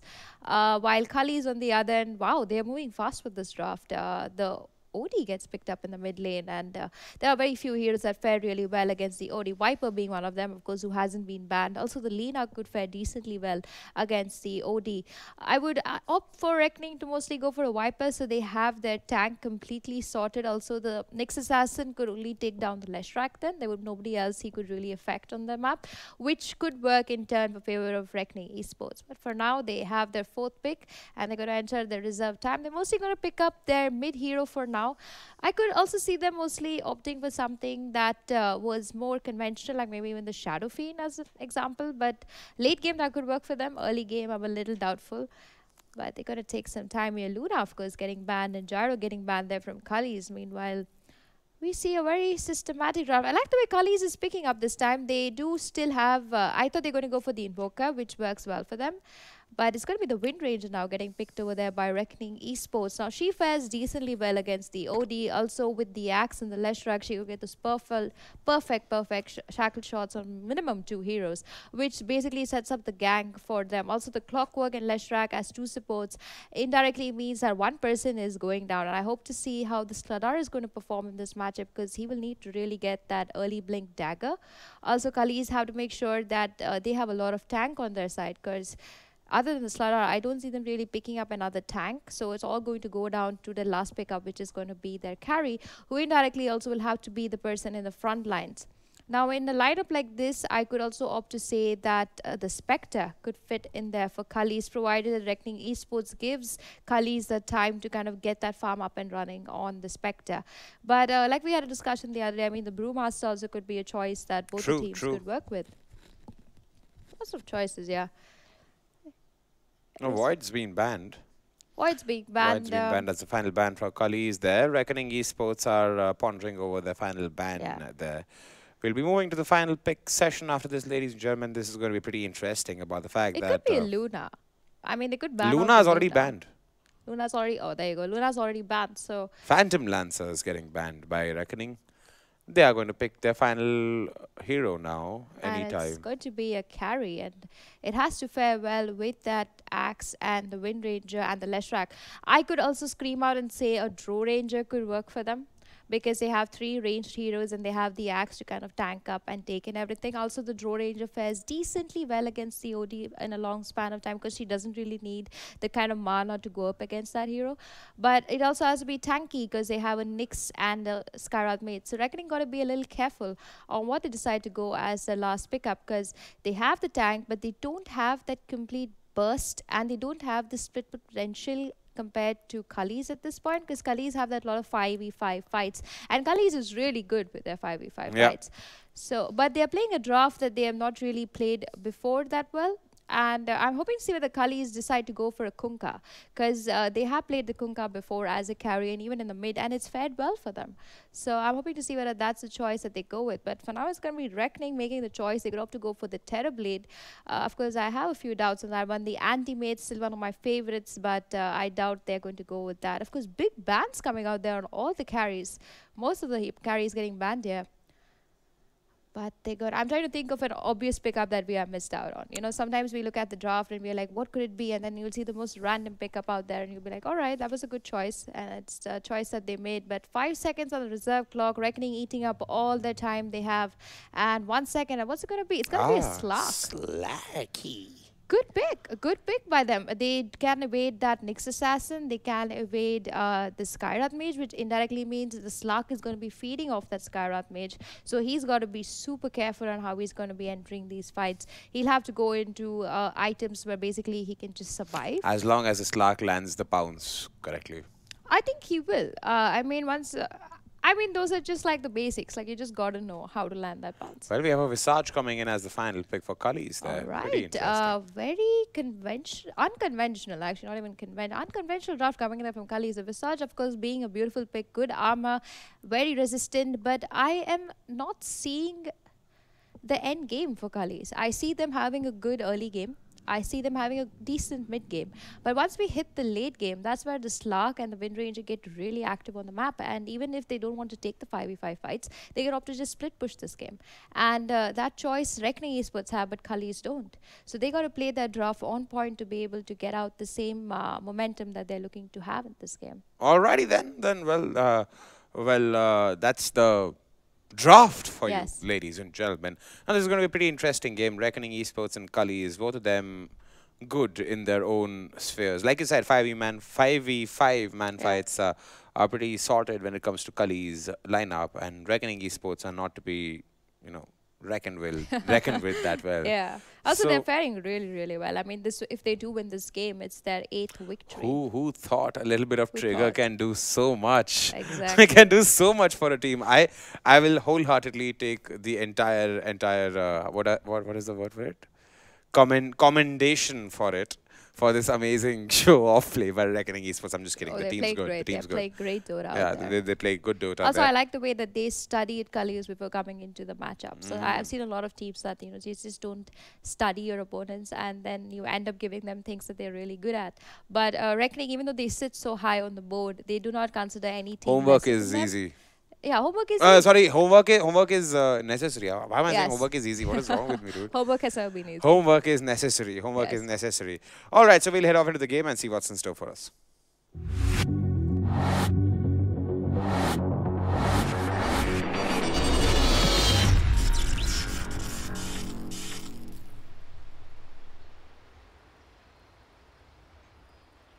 Hello folks and welcome back to the ESL India Premiership. My name is Vivek, with me is Floki, and we've got Cullies facing off versus Reckoning Esports. Should be a fun match. Cullies looking rather good in their match yesterday versus Alpha. More than anything, it was Alpha looking a little out of sorts. The draft. I was looking at it in chat, but it's unconventional. Is this the 4-position clockwork with the Leshrac? Yeah, it is. It is a 4-position clockwork with a 5-position Lesh. Somewhat greedy, if you ask me, for Reckoning, because they need a hero that can fight at level 1. Because you just look at all these heroes on the side of Cullies, they can have a hard time being zoned out of the lane. They can. Clockwork I think both can't these zone. supports can. With the supports that you got up against, I think Clockwork can just start battery and run at Skyrath if he catches him out of position. That's the thing, right? Skyrath is a pretty speedy guy, and he also went for concussive shot level 1, so he's gonna have an easy time kiting Clockwork.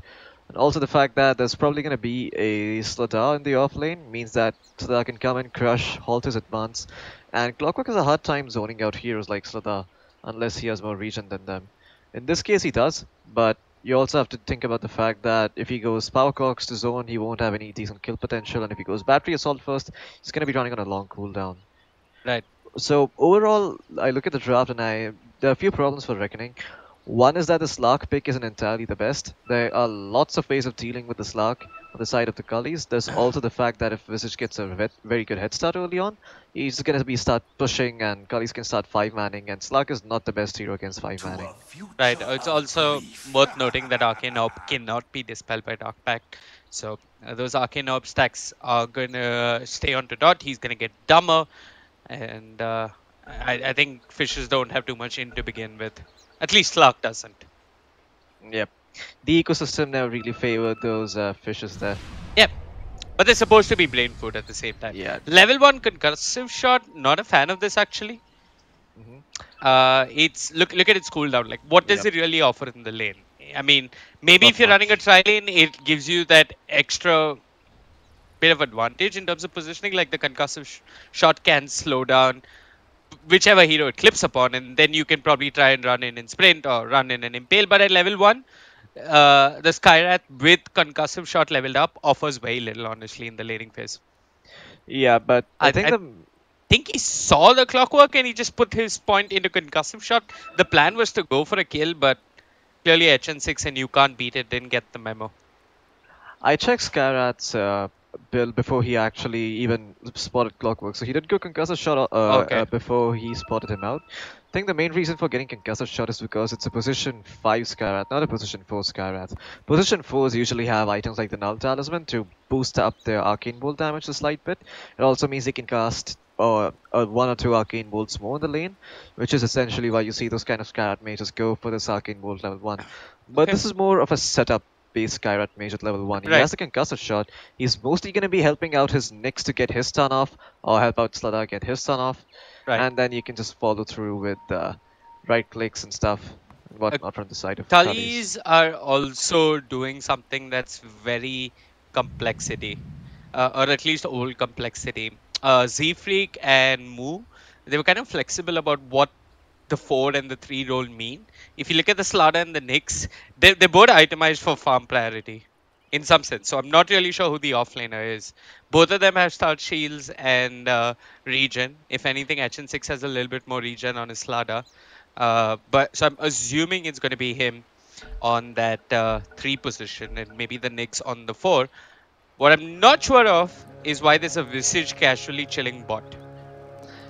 I don't know much either. I do think HN6 is the carry, but this is carry Sladar. I'm super exactly. confused. HN6 played mid earlier on, so I think wait, our Visage and Karat the supports and Nyx the offlane and HN6 TPs to the safe lane. No, he's queued up a smoke. I don't understand. Angela, I mean, I honestly, I don't envy your job because none of us would be able to call out which hero is playing what role here. Yeah, I agree. I think the one thing you can sort of maybe rely on is that Sladar has a smoke queued up, so he's probably a support, which means it's going to be a core Visage, a core Sladar, a support Sladar, a core Nyx, and a core OD. A support Sladar, a core Nyx, and a core OD. Yeah, so basically Sky and Sladar are supports. Anyway, you said these supports can't fight at level 1, but they are trying to. They've got the Lightning Storm, they've got the Bounce, they're going to try and bring down HN6 down bottom. And at level 1 Floki, that concussive shot, if you're not using it offensively, offers very little. Yeah, I mean, unfortunately it was just Zeal leaving his lane, and that just opens up the window of opportunity for Reckoning to just go forward and find the kill on the Sladar.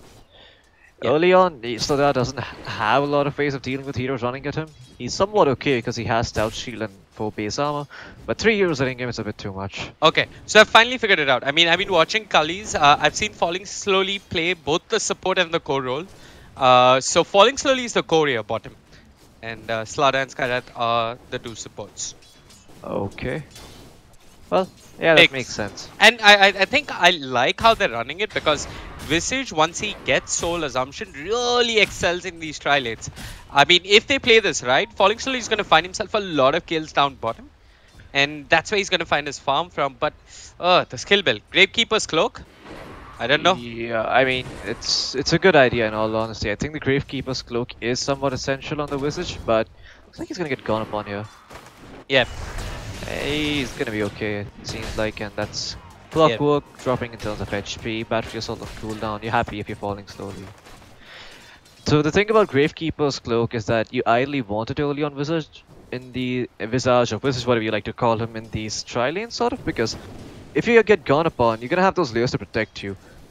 And usually early on, it's really hard to take down the Gravekeeper's Cloak layers if you have decent enough damage to bring it out. You need to deal more than 50 damage in one hit to take down one layer of Gravekeeper's Cloak. Maybe hard to find early on. Yeah. The thing is, doesn't have much kill potential, and he's just gonna end up falling here. Okay, I'll tell you why I wasn't too happy with that skill build.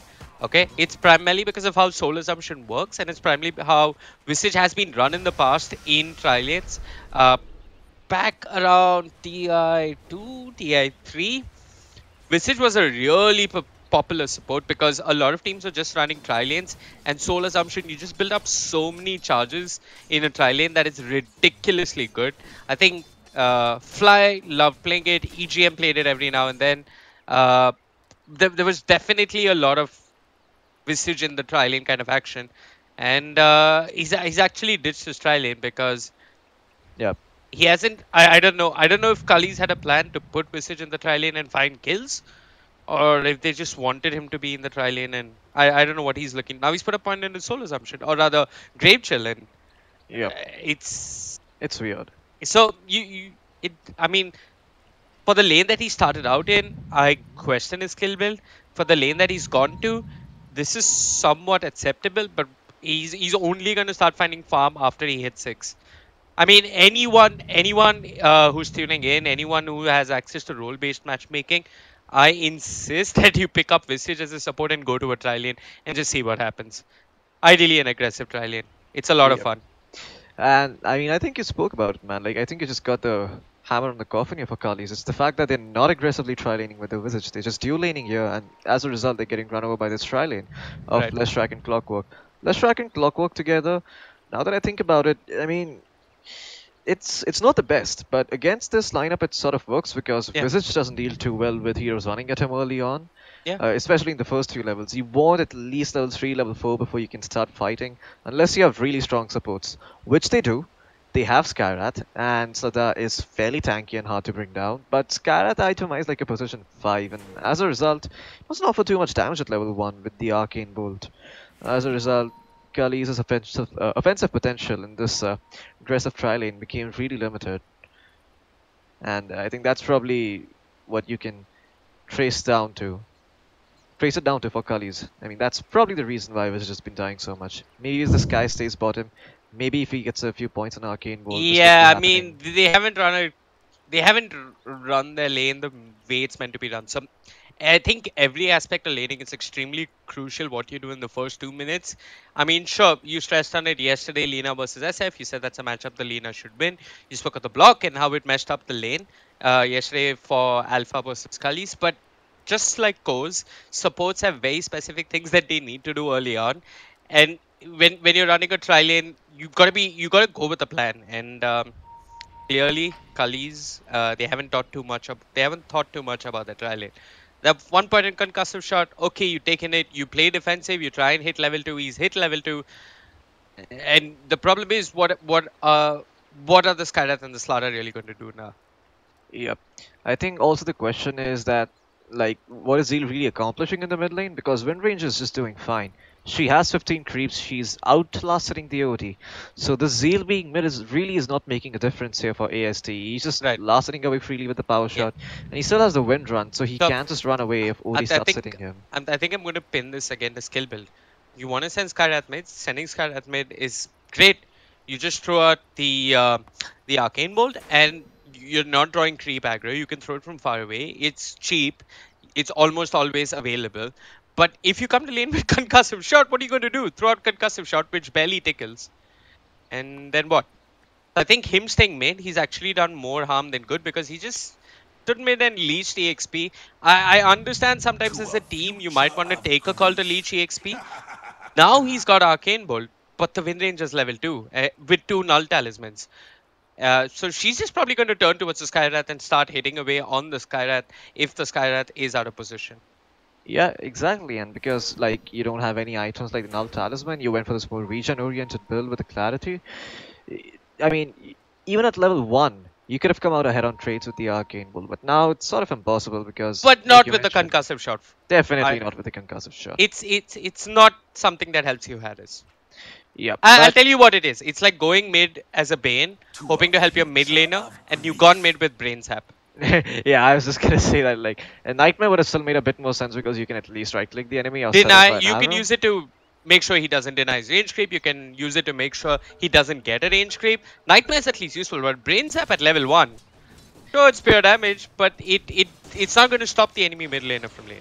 Exactly. A little surprised by ASD's decision to pop Sal there. Maybe he had. You know what, Floki, and even our observer. Yeah, exactly. I told you this. He walks mid now. ASD has 2 null talismans. And he has 0 armor. I mean, he has no items in his inventory. Clockwork, though. Spotting this out. What's going on down bottom? Clockwork actually looking towards HN6. Has the battery assault. And HN6 will fall. And this is what happens when you just run a dual lane against a tri lane. You get run at and there's nothing you can do because there are 3 heroes running at you while you only have 2. Yep. If you really were you looking at the Visage? I don't think so, no. Okay. I'm looking at mid though because the Fido's moved mid. And he's just trying to do his thing. Can't really do too much. ASD will have his 5-minute shrine. Doesn't even really need it. He's got his bottle and his salve being sent over to him on his courier. But But yeah, I think it's just a really weird laning phase so far from Cullies. And you know what? We're pinpointing all these minor errors. But 4 minutes in a 2000 net worth advantage, considering that bounty runes don't even spawn every 2 minutes, is a lot. These mistakes have cost Cullies. And down bottom, HN6, giving away a couple of stacks towards the Slug. Yeah, and Slug having a good start this game is so bad for Cullies because this is the one hero you'd make sure you don't want to get farmed to. You draft entirely around him, but suddenly you actually end up feeding him 2 kills, and as a result he gets a Shadow Blade a little earlier than you expected, and he starts killing all your heroes, and your draft has fallen apart completely. Right. And So I like how Reckoning are running the lanes. I mean, I think Zafito moving top, it might seem really pointless, but look, he's helped the Slug out enough. Slug is going and picking up bounty runes without any contest, which I'm strongly against. I mean, you yourself said it. The value of these bounty runes is actually more than it was earlier on. Yep. I mean, it's almost as good as, well, I mean, in the mid game, it's about as good as 2 hero kills. It's free good. It's free gold. I mean, you want it. It's free gold, and like also the fact that you end up denying those bounty runes to your opponents means there's even a bigger net worth advantage. Well, Dot does have a salve, so he's just gonna salve back up. I think he's gonna need a supporter B with him until at least he hits his 6, so that he can have the Shadow Dance region kicking in every single time he's not in front of creeps. And Lesh is gonna do exactly that. Yeah, he just needs to stay bottom for a bit.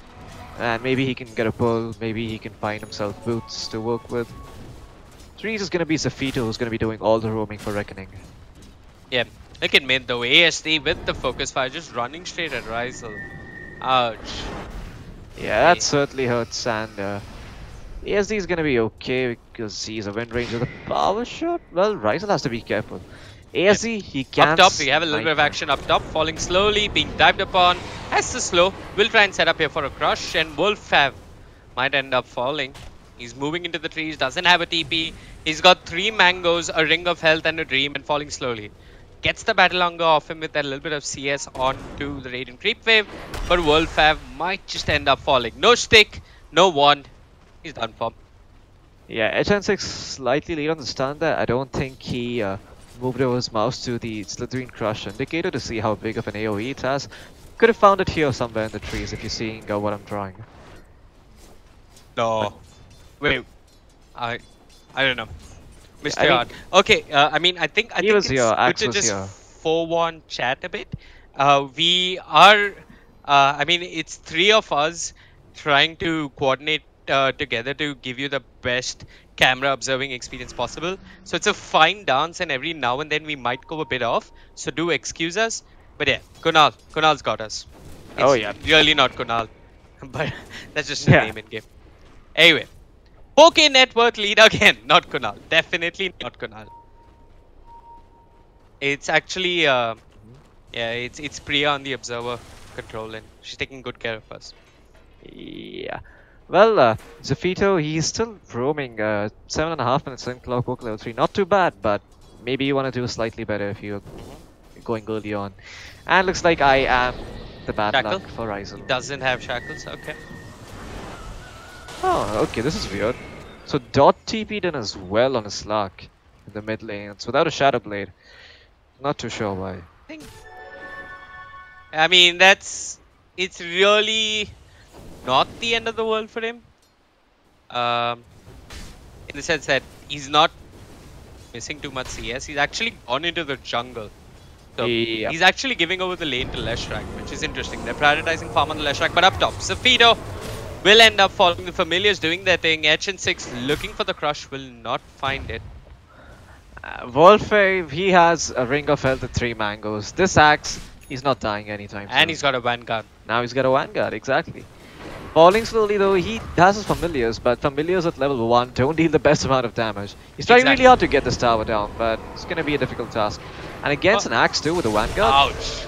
HN6 just walking a bit too close. Fortunately, he doesn't end up falling.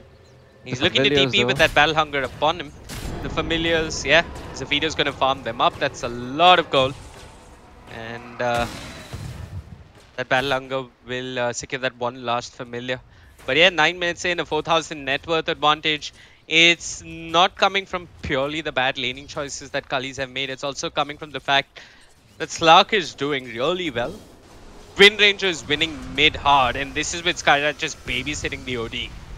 Yeah. I think what you want to do if you're Cullies is just get some farm, get a little bit of EXP. Ideally, get that Nyx's level 6, and then probably try and set up for kills across the map. That's your way back. Yeah, I mean, you can't beat it. Has picked up his level 6 now that you mention it, and he could look to rotate soon. Ideally, you want to rotate towards top or mid. I mean, either of those lanes is fine. Look at this. Look at the contest for the top dire bounty room. Leshrac walks a bit too forward. Now the Ancient Seal upon him. He hasn't got a stun, but the cogs are there. They'll turn towards Zeal. Zeal will try and bring down the Leshrac, but the cogs in the split earth, along with that cog pushback, might be enough. One last auto attack.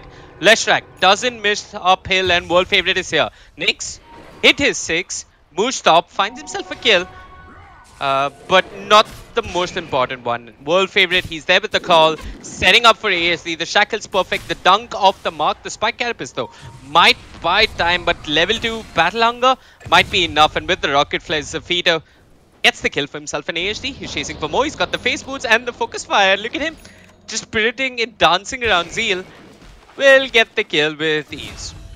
I mean, this is just Wind Ranger, man. Early on, super annoying with the focus fire and wind run. You can't hit her and she just bounce away at you.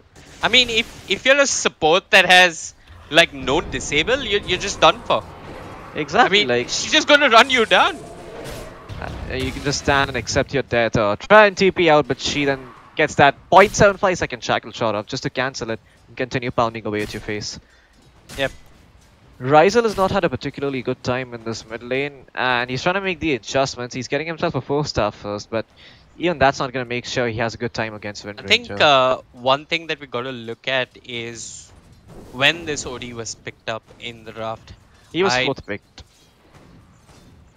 Yeah, I think he was picked before the Wind Ranger, right? Yep. Okay. I mean, people still think that OD is a very strong hero this patch, but now that lanes are entirely 1v1, he's situational. A lot. Yeah, he's down bottom. Definitely. Dot dropping low on the Slark. I saw that. That was a Vendetta into an Impale, but Dot with the Shadow Dance tries to run, and finally, that early point in concussive shot pays off for Zeal as he gets the kill for himself. That's gold, and that's what Skyrat needs. I mean, Zeal would like to get those arcane boots so that he can be more of a force in these fights.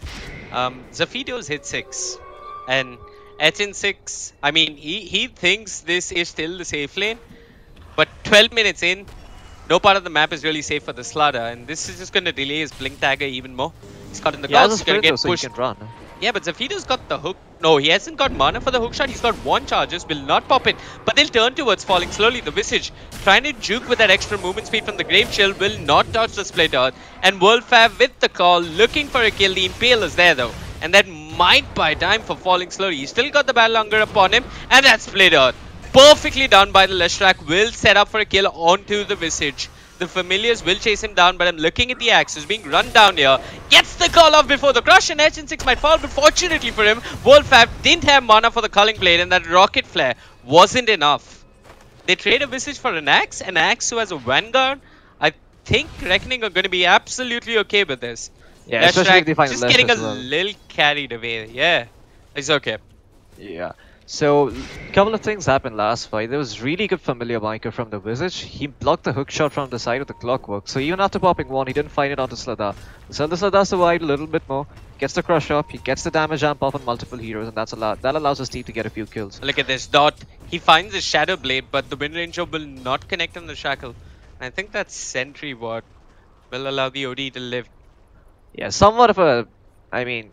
This is a really good ward. Whoever planted it from the side of Cullies, they figure that Slug would have Shadow Blade, and the first place he's going to go is mid. As a result, Ryzel, he ends up surviving because of that Sentry ward. It's already done its job. Yeah. The good thing, though, for the side of Reckoning is that they have a Slug, so they can always figure out where the walls on the side of the enemy team are. This gives you a huge vision advantage over Cullies. Oh, yeah. That's definitely a pain in the ass. I mean, if you got a 4-position Zeus on the enemy team, that guy, once he picks up his arcane boots, heck, if he's just even roaming with a couple of clarities, he's gonna keep dewarding you, and you've got to think of really innovative wards. This is a time when you see position 5 supports. I mean, this differentiates the good ones from the great ones. Yeah, Heroes definitely. like Slark and Zeus. Leshrac in no man's land. They've got the concussive shot and the Mystic Flare, or rather the Ancient Seal. There's the Mystic Flare under the Nyx. He's gonna survive, but Zeal will not survive for too long, and you can't beat it. The power shot not enough to bring him down. Dot with the Shadow Dance will find the kill. This was Cullies looking to find a pick of themselves, and at the end of it all, they lose their offlaner and they lose the Skyrath Mage. Time and time again, falling slowly, just be looking to find this tier 1 tower up top. But I'm not sure if it's worth it. I mean, this tier 1 tower top is gonna have a very hard time falling, but now that he has the HOTD, it's gonna fall. I think he was trying to take it a bit too early on as a Visage. With Familiars, they don't do the most damage until you have HOTD up, because that gives you more attack speed. Right. Look at this though. Reckoning, they've smoked up, they might bump into HN6. HN6 gets the crush, but doesn't see it on the cogs. They've got the Mystic Flare. Ancient Seal, damn, I always get confused. But they'll find themselves HN6. They've got the Familiars running down Zafito. He's got the Corrosive Haze upon him. He's going to survive for a while, but here comes Ryzel. Cleans up with that Arcane Orb, finds his first kill of the game, and Cullies. They'll take what they can get. They trade a 4 position for a 4 position. Yep.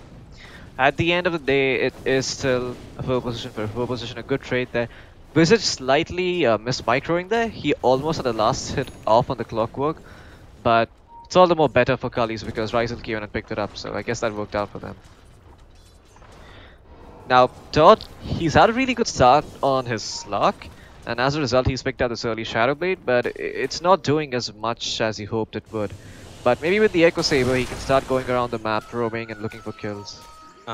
That mid though, Zafito, once again with the cogs. Prepping for a kill onto the OD. The split out, perfectly done. World Fave comes in looking for the kill but won't find it. Reveals his Blink Tagger, which was... Yeah, that's actually a really good Blink reveal. I think that's the best Blink reveal you can find this game. Dot, I mean, he's found you can't beat it, but he might be with his own life. He got both the Ancient Seal and the Mystic Flare this time around, and Zeal will clean up with the double damage rune. Yeah, this is the mark They lose the mid-tier 1. They find a Slug. I still think this isn't enough for Cullies, and they're going to lose the Nyx as well. Not really sure what happened. But Axe happened, yeah. Yeah. Well, so here's the thing, right? Playing against a Slark, you have to always memorize the cooldown of Dark Bag, and you have to see when he's using it. You also have to think like a Slark. You need to figure out when he's using it. They've caught Zeal. The call is there. Valhunger as well. The cogs just for good measure. But world favorite, he'll find the kill and he'll find the tier 1 tower. I mean, falling slowly, he's trying his best. He's looking to find a trade across the map. He's looking for the mid-tier 1, but TPs are coming in. And this won't be an easy tier 1 tower. While Reckoning Infinity, they're still prepping for a kill down bottom. ASD's got his Maelstrom complete. He's looking towards the Shadow Blade, which isn't something you see too often on the Wind Ranger. You'll occasionally see it in your pubs when there's that one irritating guy who has to prove that he can pull off unconventional builds. But you don't see it too often in competitive Dota. Shadowblade Ricky? Shadowblade Wind Ranger. I mean, yeah, no, I was just talking about the unconventional builds. Yeah. Shadowblade Templar Assassin. Okay. Nyx might break the smoke, but have they got detection for the Nyx? Yeah, Zafito's holding on to detection. Good man. Good 4 position. Yeah, but you can't beat it. He's on the completely opposite side of the map. So fortunately for them, Cullies have read this. But have they really? No, they haven't. Ryzel, he's walking towards a haste rune. His greed will get the better of him. Zafito goes in with the hook shot. The focus fire is there. He's got an Astral Zafito holding onto the cogs, but that's going to trap him in that Mystic Flare, and he might just end up falling. That's Zafito dead. They'll find themselves the OD. They've still got the Wind Ranger standing in ASD, doing work with that Maelstrom. Nearly got a double kill with that power shot. Zeal barely ends up surviving, but here comes falling slowly. With his summons, with that Alpha Wolf, will clear up on world favorite, the Shackles. The attempt. It was glorious to look at, but doesn't really result in too much, and they both line up for the birds, line up for a 2-man impale. They'll bring down the Leshrac, falling slowly and you can't beat it, teaming up and finding the kill that really matters. A Wind Ranger with a mega kill streak, just like that. Yeah, if you take a look at the net worth graphs, they've swung it back a fair amount. Indeed. It was a 2-for-4 trade in the favor of Cullies there, so I think Cullies are going to be happy with it, especially because all the kills went to Visage. This means he can find his items even earlier. He's picked up the Solar Crest in the back of those kills. I think he's going to get himself Probably an Axe or an Atos. Any of those items would be great this game. Preferably something that helps him control a bit more. Maybe, I'm not too sure what he gets this game. Not a big Visage player, but Axe wouldn't be too bad this game. Assault Cuirass wouldn't be too bad this game. Pipe wouldn't be too bad either. I think you go for a sacrifice. Oh, look at this. The Centaur Conqueror down bottom. They've caught the Leshrac. They'll find him effortlessly. But Wolfab is there with the call. The Mystic Flare awaits him. The Impale is there as well. And with the Ancient Seal and that Magic Amplification, they're going to find themselves the Axe. OD walks in with the Arcane Orb. Cleans up on Zafiro. Dot in the midst of the Cullies lineup, all by himself with that Shadow Dance, looking for a kill. Cops a fair amount of damage from the Sandy's Eclipse, and more than anything, he's lost most of his mana. The Dust revealing the Wind Ranger, and this is why Floki, the Shadow Blade, is an unconventional and largely unsuccessful item to pick up on the Wind Ranger. I mean, it was a bit of a waste of an investment because his Slark already has a Shadow Blade, so he's just going to get revealed every single time. Exactly. The same sentry wards that work for Slark will work for Wind Ranger. Yeah. Maybe you get better off getting a Blink Dagger. And I really wish more Wind Rangers did this, but they don't end up buying the Blink Dagger after the Maelstrom. So I don't know. I think since Wind Rangers come back into the meta, there've been a few builds here and there. If anything, she gets picked more in India than she does outside anywhere else in the world. But the build earlier on was Maelstrom into Ags, or Maelstrom into positioning item into Ags. I don't think the Shadow Blade is the ideal positioning item for this game, just because so many things here aren't damage over time, and you should be able to get your blink off to stay away from the Slada, to dodge an Impale, to just get away from an Arcane Bolt. The blink does so much better. Yep. Blink allows you to line up for shackled shots, and a good Wind Ranger player, if he gets a Blink Dagger, almost every other fight he can get himself a 2-man shackle. Absolutely. Look at Dot though. Looking for a pick off all by himself. He's got the Shadow Blade. HN6 hasn't got a stake, but he's got a TP. And he almost nearly ended up falling. That power shot on Rocket Flight nearly on point, but Cullies wanted to turn around. The Impale is there. Slark without the Dark Pact might end up falling. The Mystic Flare not enough. You got a hook shot coming in. They're looking towards the Nyx Assassin. It's Zafiro man fighting Nyx in the cogs, but ESD. He'll find himself the OD. He'll find the Nyx, and with the Donk, Wolfab will find Zeal as well. They lose only the Leshrac, and they end up getting 4 Cullies. Thinking they had an opportunity, end up feeding away a lot of kills. Fortunately for them, Slada, he has his Blink Dagger finally, so this means that Cullies' fighting potential gets a lot better, but it might just be too little too late, because if they lose this mid-tier 2 tower, which I don't think they will, it's probably gonna make the Blink Dagger somewhat useless, because you want to have map control to make use of Blink Dagger. Absolutely. You want to be able to move into places, have folks to back you up. Yep. He's lost his tier 2 tower up top. He's not losing the mid tier 2 at least. He's also the primary counter initiation against Axe, so that's also something that's really important. If Axe just goes in along with say the Wind Ranger, you can just go in, get a 2-man crush, sort of reset the fight, and the Nyx can follow up and stuff. I think that's why the Slada Blink is really important in this game, and they have it now. So they should look to try and bait out someone, and I don't know who it's going to be from the side of Cullies. Visage sounds like a good idea. Maybe you bait with him and just counter Smoke and play it on the Visage? Yep. Okay. You just send Visage through a lane, make sure there are 2-3 heroes backing him up. I see you send his familiars. That's good enough bait, man. People usually, I mean, what's more believable? Visage pushing a lane all by himself for 2 familiars. I'd go for the familiars. Yeah, usually, neither in all honesty, but look at this. Now the smoke's gonna break. They've got detection. I'm not sure. They're looking towards the Leshrac. He hesitates on the Impale, doesn't get it, but the crush onto the Wind Ranger, and with the corrosive haze, they'll find themselves AHD. The Soul Assumption doing work. They find themselves Leshrac. World favorite though, with that call, catching them all, setting up for Dot, and Dot on cleanup duty finds himself a triple kill. He's looking towards HN6, constantly disabling that blink. The familiar looking to stun him up, and with the crush, they line up a 2-man Impale. They'll find Dot on the Slark and Zafiro. He's all by himself. Wants to run towards the shrine, but he's got familiars, a Nyx, and a Slada chasing him down. Fortunately though, he's got the cogs, and he's going to deal with these familiars first. HN6 goes in with the crush. The last man standing on the side of Reckoning Esports might just end up falling here as Zafiro, with that earn charge upon him, will fall. Yeah, that fight looked really good for Reckoning, but Dot getting a bit too over-eager there. He went in when he didn't have a lot of HP. And as a result, Nyx Assassin, he found the perfect two-man stun when Clockwork was just left to his own devices. So I think a couple of smart things happened. They saw the Dark Pact, and just after the Dark Pact, I think there was a familiar stun. There was a familiar tailing dot all the way. That familiar set up perfectly. And look at this, Floki. That's Wind Ranger with the Shadow Blade. And she's spectating. She might find a kill though. Focus fire. Shows her back, runs away. I think Wind Ranger's focus fire is a little bit like third person in PUBG. You're looking elsewhere, you're shooting elsewhere. It makes no sense. But that's exactly this Wind Ranger. Third person PUBG player. TPP PUBG. Well, I am a Dota purist, so I don't really play those games. I have no clue what you're talking about. And what? Okay, it looks like Falling Slowly made a small mistake. He's dominated a creep that does nothing. Yeah, literally. I mean, I was like, okay, sometimes people dominate these offbeat creeps. Like the Wild Wing Ripper gives armor. The Hellbear Smasher's friend gives you a little bit of attack speed. I thought he gave armor as well. Anyways, that Wild Wing Ripper offers as much as a melee creep. I mean, he offers even less than a melee creep. It's got HP, so he can draw away it's the got HP because of the HOTD. You're cutting the Wild Wing exactly, too much because slack. of the HOTD. They can draw away creep aggro when they're pushing for a tier 2. That's the plan here. Hey man, I look, you don't want to hurt the Wild Wing's feelings, but let's just say it, melee creeps are stronger than Wild Wings. Okay. We all know where they lie in the dominance hierarchy. You can't beat it. He's doing his job trailing Zafira, but Zafira's got a gem.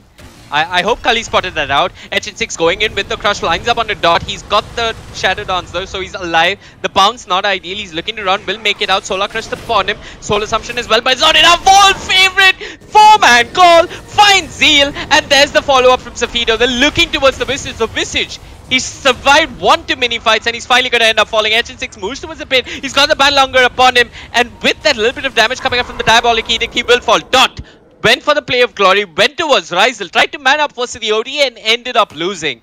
Ryzel finding himself a kill onto the Slug, a kill that Reckoning shouldn't have really given away. Yeah, I mean, that was such a clutch sanity as if he... I think it was just enough to kill the Slug.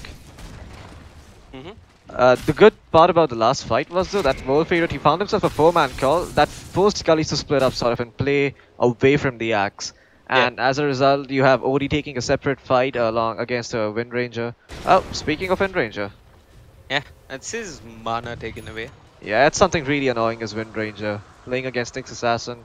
It's always, if he finds a stun on you, it's actually somewhat bad. Nyx Assassin is a really good hero to play against Wind Ranger. It's mostly because of the mana burn and also the fact that if you can just stun her up during a wind run, you can render it useless. And usually when she focus fires and starts running at a hero, you can just sort of pop a carapace next to it, make the maelstrom bounce towards you, then you stun her up and nothing she can do. Zafito's picked up a gem though, and I think this is probably going to be the big item for Reckoning. He had it in the previous fight. Oh, he did? Okay. He did. I mean, I don't know if you remember how the fight began, but it was the Cullies tailing Zafiro, and Zafiro with the gem got the cogs off. And look up top, they're looking for more. They find the call, they're focusing Zeal, the crush is there, counter initiation like you mentioned. Zeal drops the Mystic Flare, but the Blade Mail doing so much work against him, and now Reckoning with the man advantage will go searching for more. You can't beat it. Highs has the Spike Carapace, but it's only delaying the inevitable. And with that Lightning Storm, they'll set up for the dunk. World favorite. I mean, he's been my favorite offlaner in a really, really long time. Well, I mean, Cullies, they... Not sure what the plan was. They might there. find more. They might. What? Falling slowly. Why? Why? What did he do?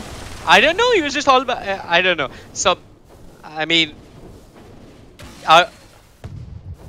he was killing illusions with his familiars as our observer tells us. HN6 gets caught out past his tier 2. I mean, no part of the map is safe and there's a Slark roaming around. So basically, I mean, my co-caster from last year who's retired, God bless his soul, CloudX, he had a word for this, a term for this. He called it garden gaming. He was just like with his team dead and with his team losing a fight so close by, he was just roaming around, killing illusions and setting up for another call. Yeah, just having a good time as you do in a garden. I get the analogy there.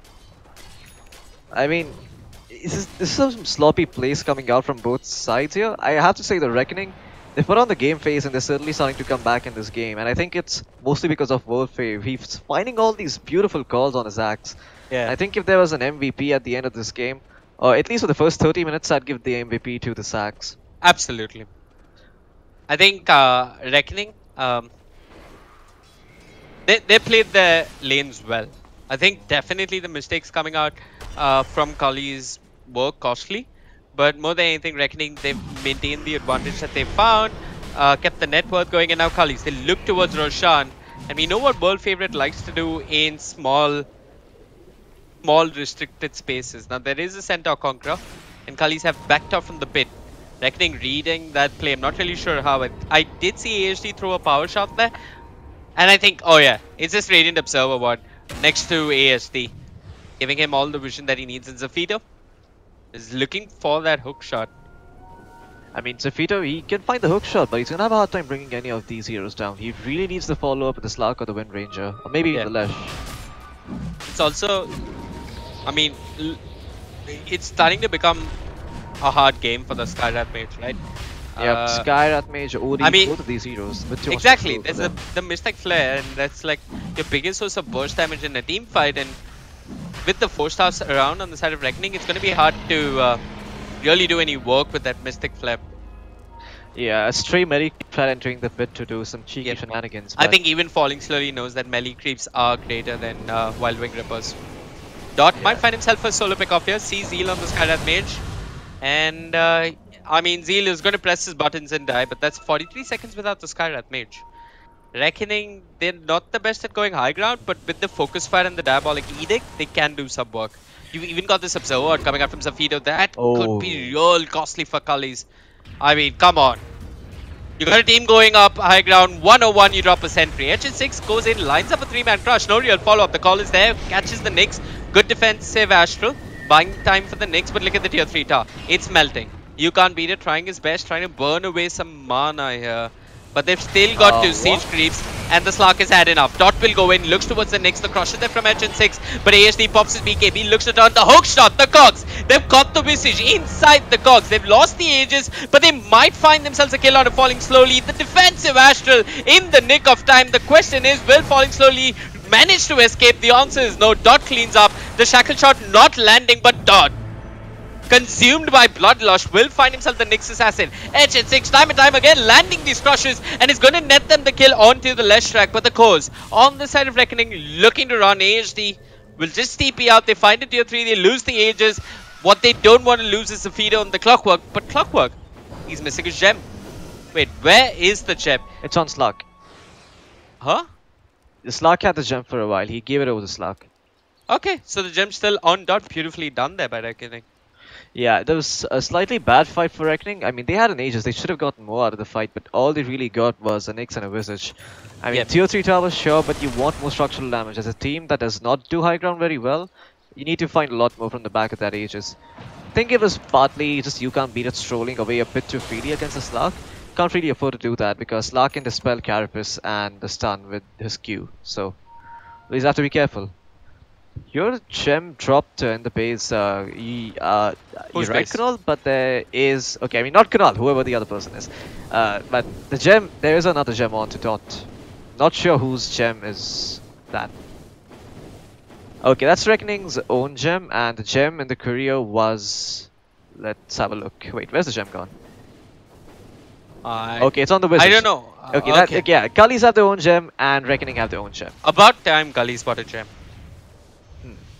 Probably. Against a Slark and Wind Ranger, it's really good to have detection. But, well, the good thing about the last Aegis was that they at least got a tier 3, so they can now take these out of shrines. Wind Ranger can do so without hesitation because of the Focus Fire and the Axe Scepter. A really low cooldown on Focus Fire, and you just go to the shrines, pound away. If you have your team backing up. One thing that's worth noting about Reckoning Esports is that I mean, you can tell that this is a team that has been scrimming a lot or playing S5 a lot, because there's a certain level of discipline in them as a side. They play with a good amount of discipline. I think you casted that game of theirs versus ROG where they put up a tough fight. Yep. They're looking good. I think the support from a well thought of organization is really doing good for these 5 players. That structure really helping them out, and I don't know, this might be the new team to watch out for. I saw the game versus ROG. I remember both of us casted Cullies versus ROG, and I remember having a word with Claudex, and I said that, look, first place might be hard to contest for, but second place is wide open, and Dot just going in. He's going to find you can't beat it. The cogs are there. Not a single force staff to help out the Knicks. HN6 instead walks into the cogs, and that's going to set up for Zafido. But the power shot will find them the Knicks, and Dot latches onto the slaughter, finds himself that kill. BKB's being popped left, right, and center. The OD using his to run and falling, so he's got to be careful with his micro. Wants to keep his familiars away from himself so he doesn't line up for a shackle shot. World Fave goes in, drops the battle hunger. It's just these cores on the side of Cullies, and they should probably disengage. World Fave looking for the call. Will not get it because the concussive shot will cancel his blink. But that kill on the Skyfrat Mage really unnecessary. Reckoning they lose both HN6 as well as the Knicks, and they should have just backed off. I mean, Cullies, they lose both the Slaughter and the Knicks, and they should have just backed off, and instead they give away one more kill on his aid. And the power of the Leshrac, making up for the lack of push on the side of Reckoning. I love the Leshrac just for this reason. Go drop Edict, and taking towers is a little bit easier. I agree. When you've got a retarded team of cores that won't hit buildings, you have a Leshrac at least. Yeah, I mean, it's... Never mind. So the thing is that the Sanity's Eclipse from Cullies, it missed completely. It didn't hit onto anyone. I think he was trying to do a clutch Sanities which hits multiple heroes, but Mrin had already BK beat. Right. And Axe had already BK beat. Slark was just out of the range of the Sanities. Also the fact that Slark had his BKB, I was a little surprised that he popped his Shadow Dance first over his BKB. I thought he would certainly go for the BKB first, because that's ideally how you want. I mean, you get that 10-second vulnerability, you take someone down, you start chasing another hero, and that's when Shadow Dance comes in. If there's any counter initiation during that period, you can just pop Shadow Dance and run away, but I'm not going to question him. He did actually end up winning that team fight rather convincingly. Yeah. He got himself a Skadi. Now against the Knicks, Skadi is somewhat of a bad item because of all the int it gives you. Burns away your mana. Maybe Abyssal Blade was better this game because of that. But I think he will eventually get himself an Abyssal Blade. But looks like he's going for a soft disable in the form of the Orchid at the moment. Wants damage, it seems like. You know what's an item I really like here for the Slug? Nullifier? No, Axe. Okay. Axe? Oh, okay. I mean... It's an item that does nothing for Slug, but it does a lot for his team. Exactly, and that's how you go high ground. Dark Pact, chip away. I mean, that's come not on! A bad idea. It's not. It's definitely the not only a bad thing idea. Reckoning need to do, right? They just it's need just to take so damn building cheesy, stuff. though. Yeah, but it's. I love the idea, but it's just so damn cheesy. You know, but you know what? I mean, see, if Envy did it, we'd call him genius. Or there's at least a 50-50 chance we'd call him genius. But when you have a so. I don't think Skadi is an impactful item. I mean, this game it's okay. You're playing from ahead. You get stats. I'm not saying it's a bad item to build on Slug, but hey, Axe gives you stats as well. It does. Okay, so Skadi gives you more stats than Axe. Okay, and I agree with that. And here's the thing about Skadi. It's really an item you want to buy when when the opposition team doesn't have a lot of damage to bring you down. If they do have a lot of damage to bring you down, you want items like the Abyssal, so you can lock one hero down, prevent his damage, take him down before the fight starts, and that's one glass cannon out of the picture. Right. That's ideally how you want to play heroes like Slark, and any sort of heroes that rely on these long extended team fights. I mean, this is not a Swen who can just go in, pop an Orchid, pop a Bloodthorn on someone and just start firing away, and you either win the fight or you either lose the fight on the back of that single initiation. This is a Slug. You want to go in and out of fights. Having an Abyssal Blade is a lot better than having a Skadi this game. Zafido's been hitting these creeps hard. Can we just take a look at his KDA? Yeah. His KDA, I mean, sure, he has the highest assists on the map. Yeah. But I want to take a look at his CS actually. He doesn't have a lot of CS, but the thing is... I think assist gold is really underrated then. Yeah, and also the fact that he's surviving almost every single team fight is the biggest factor of them all. Yeah.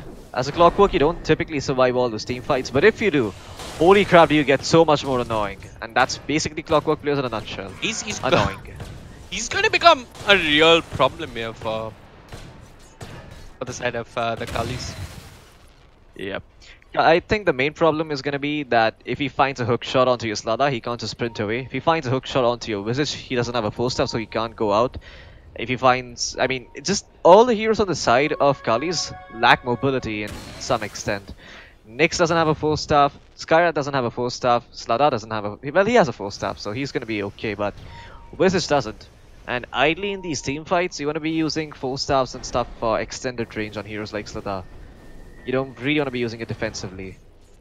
You can use it defensively, it's not a bad thing per se, but if you get the jump in onto Reckoning, that's probably going to be the fight you win as Cullies. You can't wait for Reckoning to come towards you. Well, Reckoning they are going to go towards Cullies. HN6 though, starting things off with a crush. Dot walks ahead, looks towards Zeal.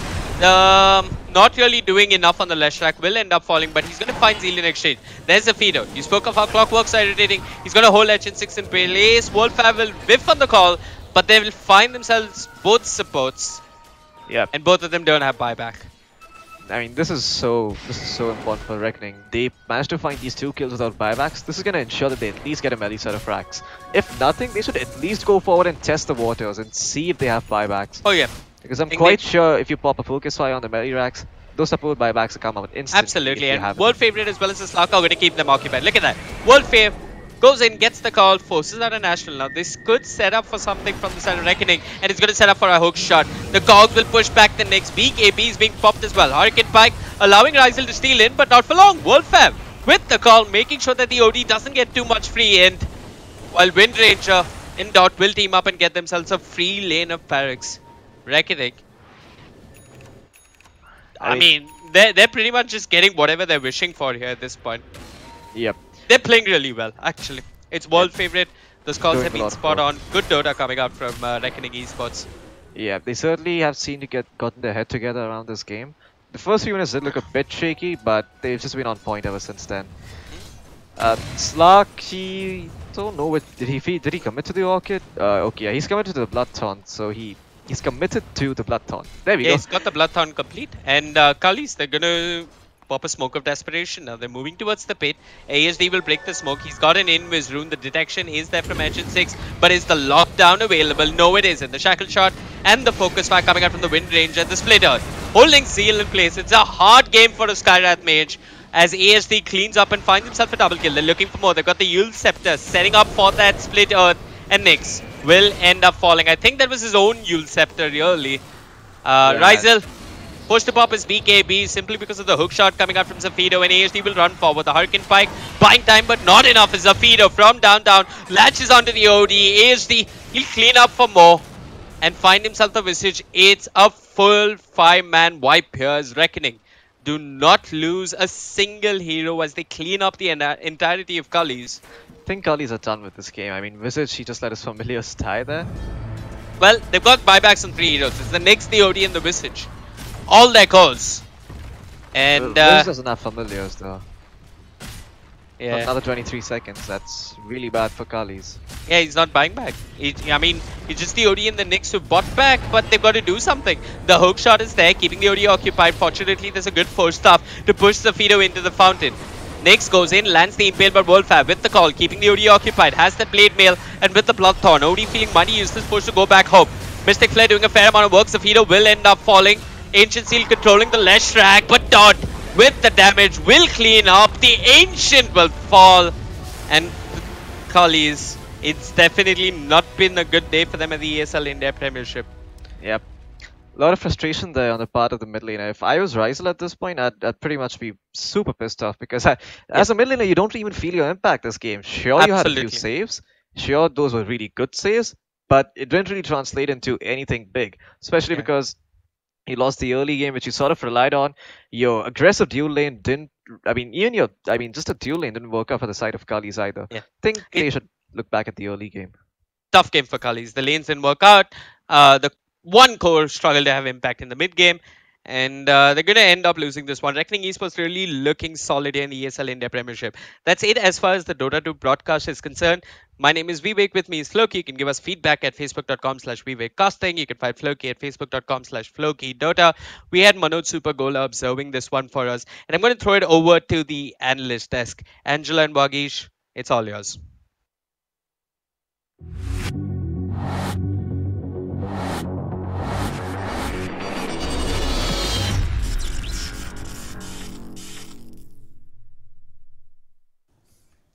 All right, ladies and gentlemen, we're back again in the studio of the ESL India Premiership 2018 Summer Seasons Masters League there.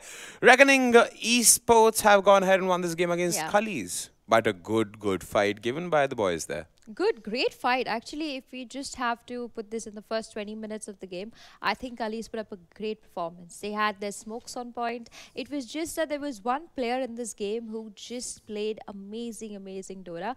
And it's a great shout out to say that it was world famous. I think his name world famous? World Fave. Okay. He was playing the Axe and he was getting that call on 3 heroes constantly. This guy played so well, and that is one of the reasons why Cullies started losing their momentum. Of course, if you just talk about the draft in general, picking up a Visage is a very situational kind of hero, and it didn't really favor them in the late 30-minute game. But as I looked at Cullies play, I didn't really think that they wanted to take this game late. They wanted to have a very early, clean game. But Reckoning Esports, I mean, that Axe pickup and the Wind Ranger pickup suiting their gameplay so well. I don't even think Dot was needed in most of the fights. I mean, he was just there, you know, like I was just cracking this joke with production that he was there to just carry the gem and, you know, kill Skyrath Mage. Apart from that, there was everybody else who was just doing everything for the team. And Cullies, on the other hand, I think the only thing that they really were not getting right was the team composition, because you know, you saw the early, if you just watch the early game, it was a Visage in the tri lane against the Slug. You have the Slardar, but the Nyx Assassin is in the safe lane. Now this kind of composition doesn't really work that well, and there are reasons why you send your carry in the safe lane. Maybe a pickup like a Chaos side also could have worked better for them in that choice, because we have seen Falling Story play some brilliant Dota. It was just not Cullies' day today, I think. And if we talk about the late game, I think there was another spike point that actually changed the game for Reckoning Esports. They picked up those BKBs, which were a complete counter to Cullies' draft, because all of them had that magic damage on them and they couldn't really use it. And that's where things just completely, it was like the nail on the coffin for Cullies, saying that, hey, you know what, we're not even going to go to an extreme late game. We're going to finish this game in 44 minutes, and with the 37k net worth lead at 41 minutes, Reckoning Esports just finished the game. And brilliant Dota played by them. Alrighty then. Well, this sums up today's game, ladies and gentlemen, and also sums up today's day. We'll be back again tomorrow, same time, same place, with more Clash Royale, Counter-Strike Global Offensive, and Dota 2. Because we are the ESL India Premiership. Yes, and all of this has been brought to you by Omen by HP, HyperX, and Intel, and presented to you by Norton Gaming and ESL India. We'll see you tomorrow. Cheers.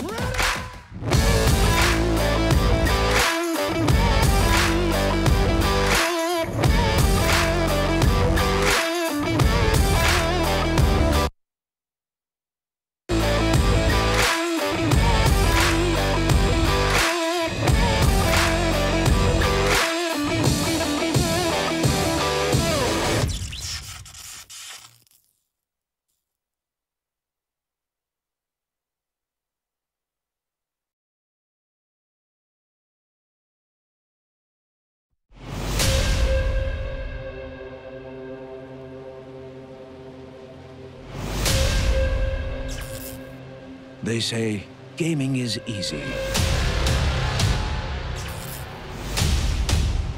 They say this is not a job.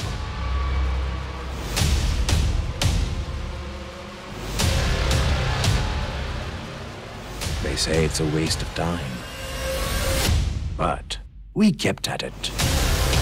Got better.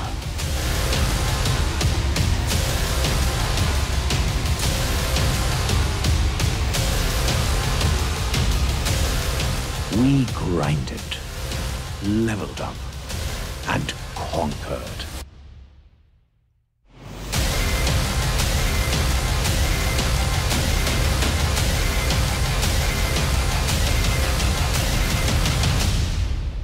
We are gamers. We are the ESL India Premiership, powered by Omen by HP.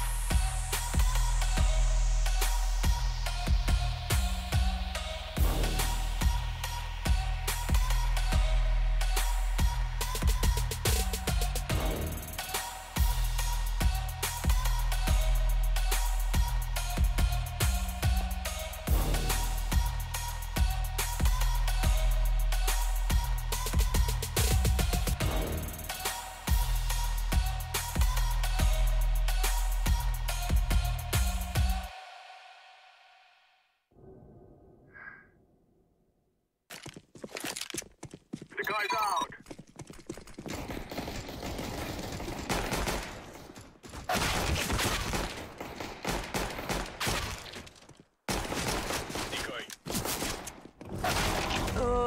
That was beast.